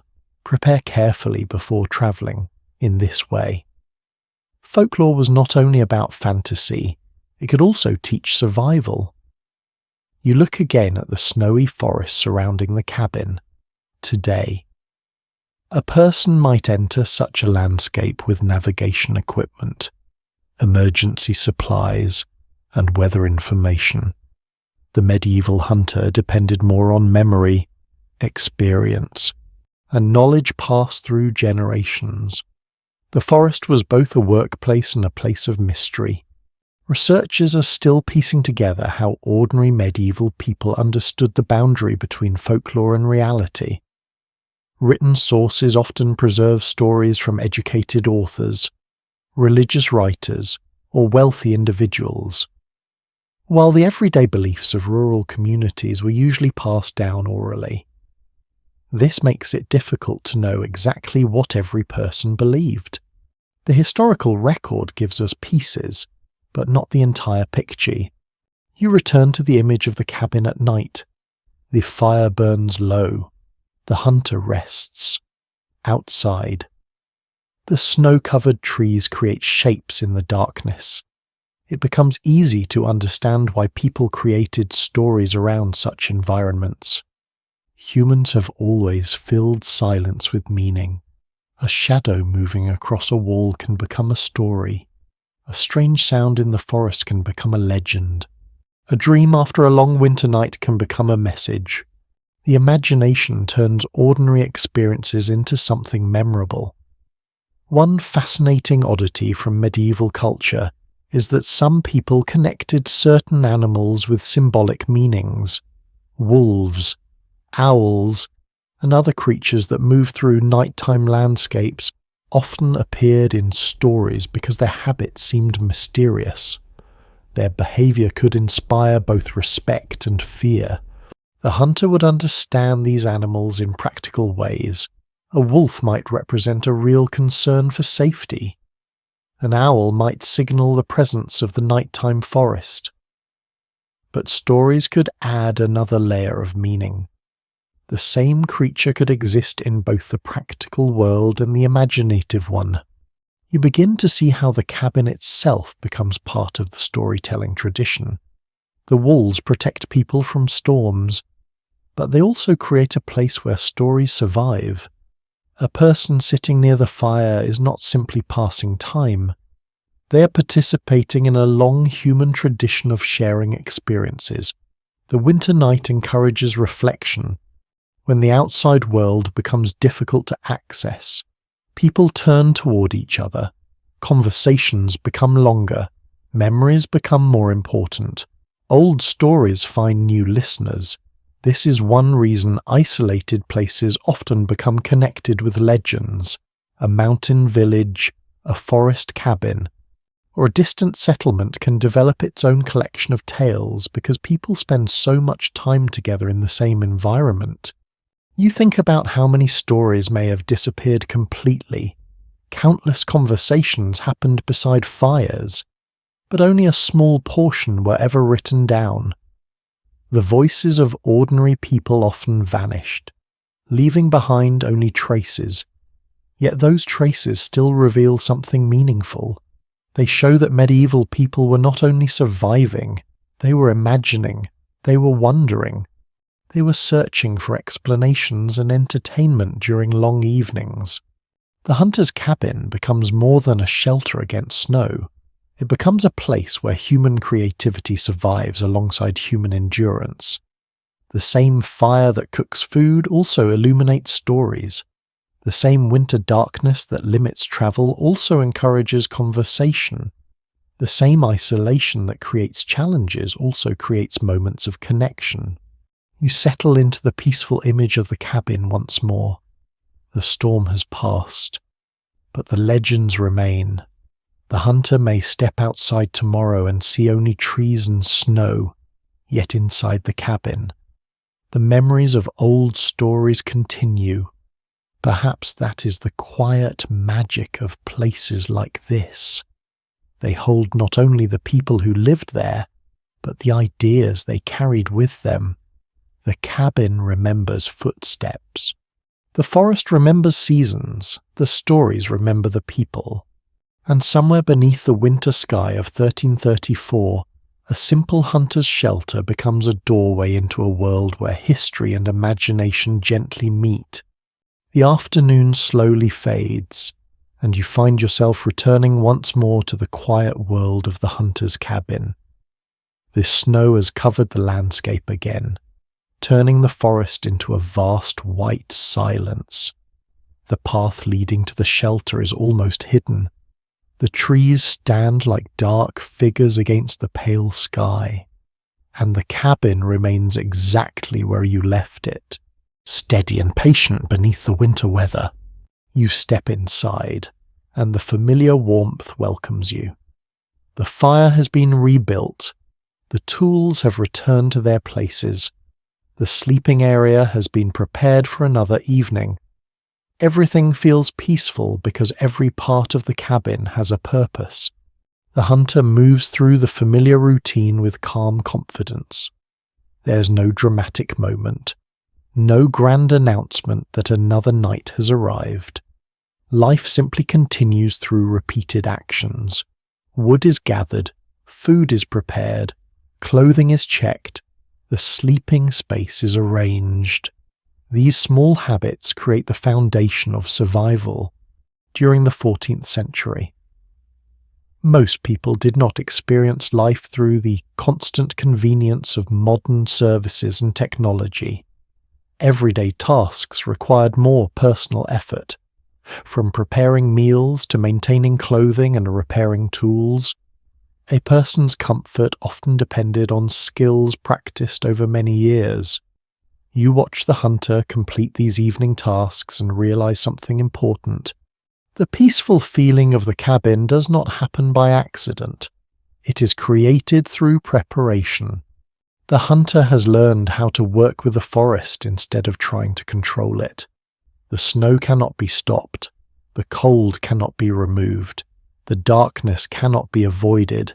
But with knowledge and patience, these challenges become manageable. You look around the cabin and see the quiet evidence of a life built around adaptation. The firewood stacked nearby, the carefully stored supplies, the repaired tools, the layers of bedding waiting for the night. Each object represents a decision. Each decision represents experience. A curious glimpse into medieval habits reveals that many people valued the idea of using things for as long as possible. Clothing, tools, and household items were often repaired repeatedly rather than quickly replaced. A worn object was not always considered useless. It could represent reliability and careful ownership. The hunter's belongings carry this same feeling. They are not perfect, but they are trusted. You imagine how many winters these objects may have witnessed. How many storms have passed over this cabin? How many evenings have ended beside this same fire? How many times has someone arranged the same sleeping place and listened to the same forest sounds? The cabin becomes a record of ordinary life, not a record written with ink, but one written through marks, repairs, and memories. You settle near the fire and notice that the final night inside the cabin feels different from the first. At the beginning, everything seemed unfamiliar. The rough walls, the simple bedding, the absence of modern comforts all stood out. Now, those same details feel comforting. The cabin has become familiar. The sounds have become familiar. The rhythm of this life has become familiar. The hunter prepares for sleep again, and you understand the deeper meaning behind the routine. Rest is not simply a pause between important moments. Rest is one of the things that makes those moments possible. The question of how medieval people emotionally experienced their homes remains difficult to answer, because ordinary feelings were rarely recorded in historical documents. Researchers can study buildings, objects, and written sources. But the private thoughts of a person sitting beside a winter fire are much harder to recover. The evidence gives us a window, but not a complete view. You imagine the hunter looking around the cabin before sleeping. Perhaps there is satisfaction in knowing the shelter is ready. Perhaps there is relief after another difficult day. Perhaps there is simple gratitude for warmth and safety. These feelings would not be strange to anyone today. A warm room after a cold journey still feels comforting. A prepared meal after a difficult day still feels rewarding. A quiet place to sleep still feels valuable. The centuries between you and the hunter begin to feel smaller.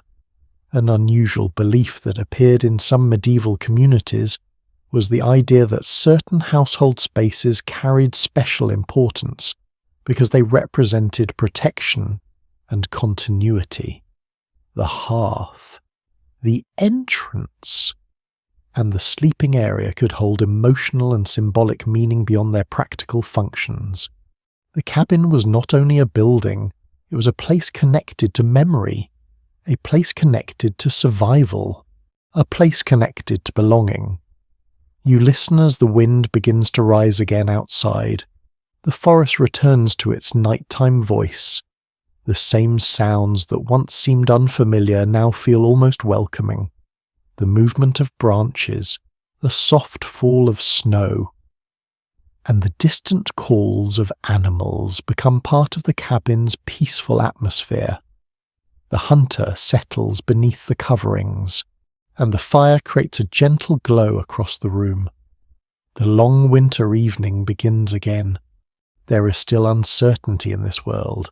The weather can change, supplies can become limited, the forest can be unpredictable, but the hunter has something powerful experience. Academics still discuss the extent to which medieval people viewed harsh environments as obstacles versus natural parts of life. Some historians emphasize the difficulties created by climate and limited resources, while others highlight the creativity and resilience people developed while living within those conditions. The truth likely contains both. Winter was challenging. Winter was also familiar. People found ways to create comfort even in demanding circumstances. You think about all the quiet nights that never appeared in famous historical accounts. There were no battles happening here, no royal ceremonies, no grand discoveries, just a person preparing for sleep inside a small cabin. Yet these ordinary moments are part of history too. The way people rested, the way they stayed warm, the way they cared for their homes, the way they faced another morning. These details reveal the human side of the past. The hunter closes their eyes. The cabin grows quieter. The fire continues its slow dance. Snow gathers outside, covering the forest in another layer of white. You remain in this peaceful moment, watching the final hours of a medieval evening unfold. The cabin does not promise an easy life. It offers something different. A place to endure, a place to recover, a place to remember that even in the coldest seasons, humans have always searched for warmth. And as the night settles over the forest once more, the hunter sleeps beneath the wooden rafters, surrounded by everything needed for another winter night. The final hours inside the hunter's cabin arrive gently, without any dramatic ending. The fire has burned lower, the storm has become a distant whisper, and the forest outside rests beneath another layer of snow, You sit quietly inside the small wooden shelter and feel how much has changed since the first moment you entered this world. At the beginning, the cabin seemed unfamiliar. The darkness felt deeper, the bedding felt simpler, the sounds of the forest felt strange. But after spending time here, the cabin has revealed its own kind of comfort. You have seen how every part of the night connects together. The fire that warms the room, the clothing that protects the body, the bedding that creates a barrier against the cold, the tools waiting nearby, the animals resting close, the stories shared beside the flames, the silence of the snowy forest. All of these pieces create the experience of sleeping in a medieval hunter's cabin. You look around one final time and notice the details that might have been overlooked by someone only passing through. The scratches on the wooden walls, the worn surfaces of tools, the carefully arranged supplies, the small signs of a person who has lived here through many seasons. This cabin is not impressive because it is large or decorated. It is meaningful because it works, it protects, it provides, it allows someone to rest. Across medieval societies, homes were often shaped by the environment around them. People adapted buildings to local weather, available materials, and everyday needs. A forest cabin in a cold region had different priorities from a stone house in a warmer area. The structure itself became a reflection of the landscape. You imagine the hunter looking toward the doorway before another night begins. Beyond that entrance is the endless forest, beautiful but demanding. Inside is the small world created through patience and experience. A surprising little tradition connected to the past is that some people viewed the home almost like a living companion. The household was not simply a collection of walls and objects. It was a place carrying memories, family connections, and signs of previous generations. A repaired beam or familiar corner could hold emotional value because it represented continuity. The hunter's cabin carries that feeling. It has witnessed many evenings. It has sheltered through many storms. It has held countless moments of ordinary life. The question of exactly how medieval individuals emotionally connected with isolated homes remains difficult to answer. Historians continue examining the limited clues left behind because feelings, personal reflections, and private experiences were rarely recorded by ordinary people. Objects can tell us what existed, but they cannot always tell us what someone felt while using them. Still, the cabin allows you to imagine. You can imagine the relief of returning after a difficult journey. You can imagine the comfort of hearing familiar sounds after darkness arrives. You can imagine the peaceful moment when a person finally lies down, knowing the fire is burning and the supplies are prepared. These experiences are not limited to one century. They belong to humanity. The hunter's final night in this story is not about luxury. It is about balance. The world outside remains cold and unpredictable, but inside the cabin there is order. There is a place for everything. There is a rhythm that has been repeated for generations. You think about how sleep has always been a quiet form of trust. When someone closes their eyes, they trust their shelter. They trust their surroundings. They trust that morning will arrive. The hunter does the same thing people have done for thousands of years. The body becomes still. The mind begins to wander. The night takes over. A curious detail from medieval life is that some communities marked seasonal changes through festivals, gatherings, and shared traditions during the darker months. Winter was not only a period of difficulty, it could also be a time when people strengthened social connections through storytelling, celebrations, and moments spent indoors together. This reminds you that the winter cabin is not only a place of survival, it is also a place of human connection. The fire creates a circle of warmth. The darkness creates a reason to gather. The long evenings create opportunities to remember. The hunter's world may seem distant from your own, but the emotional landscape feels surprisingly familiar. Everyone understands the desire for a safe place at the end of a tiring day. Everyone understands the comfort of warmth after cold. Everyone understands the relief of finally resting. The snow outside begins to fall more softly. The forest becomes quiet again. The cabin remains steady beneath the winter sky, just as it has done before and will do again. You slowly step away from the sleeping area and take in the final image of this medieval night. The hunter rests beneath simple coverings. The fire glows faintly. The tools wait patiently for tomorrow. The animals remain calm nearby. Nothing extraordinary happens. And that is exactly what makes this moment important. History is not only made from dramatic events, it is also made from thousands of ordinary nights like this one. Nights when people prepared meals, repaired clothing, listened to storms, shared warmth, and closed their eyes. These quiet moments built the foundation of human experience. The Hunter's Cabin from 1334 reminds you that comfort has many forms. It does not always come from having more. Sometimes it comes from understanding what you have and knowing how to use it. The cabin offers a simple lesson. Prepare carefully, respect the environment, value small comforts, rest when you can.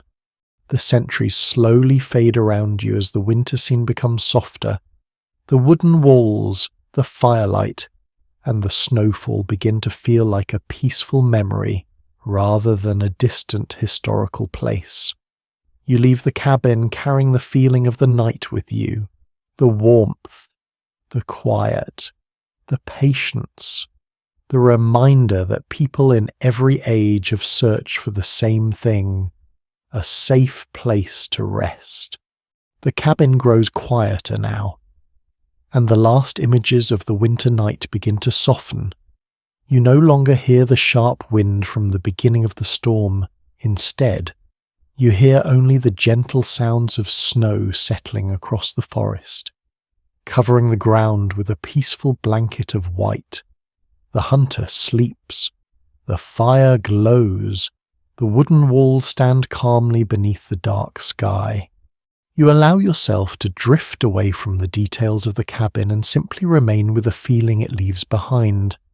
A small shelter, a warm corner, a place created through care and patience. The world outside may be wide and cold, but inside this little cabin there is enough warmth for one more night. Imagine the soft glow of the embers fading slowly.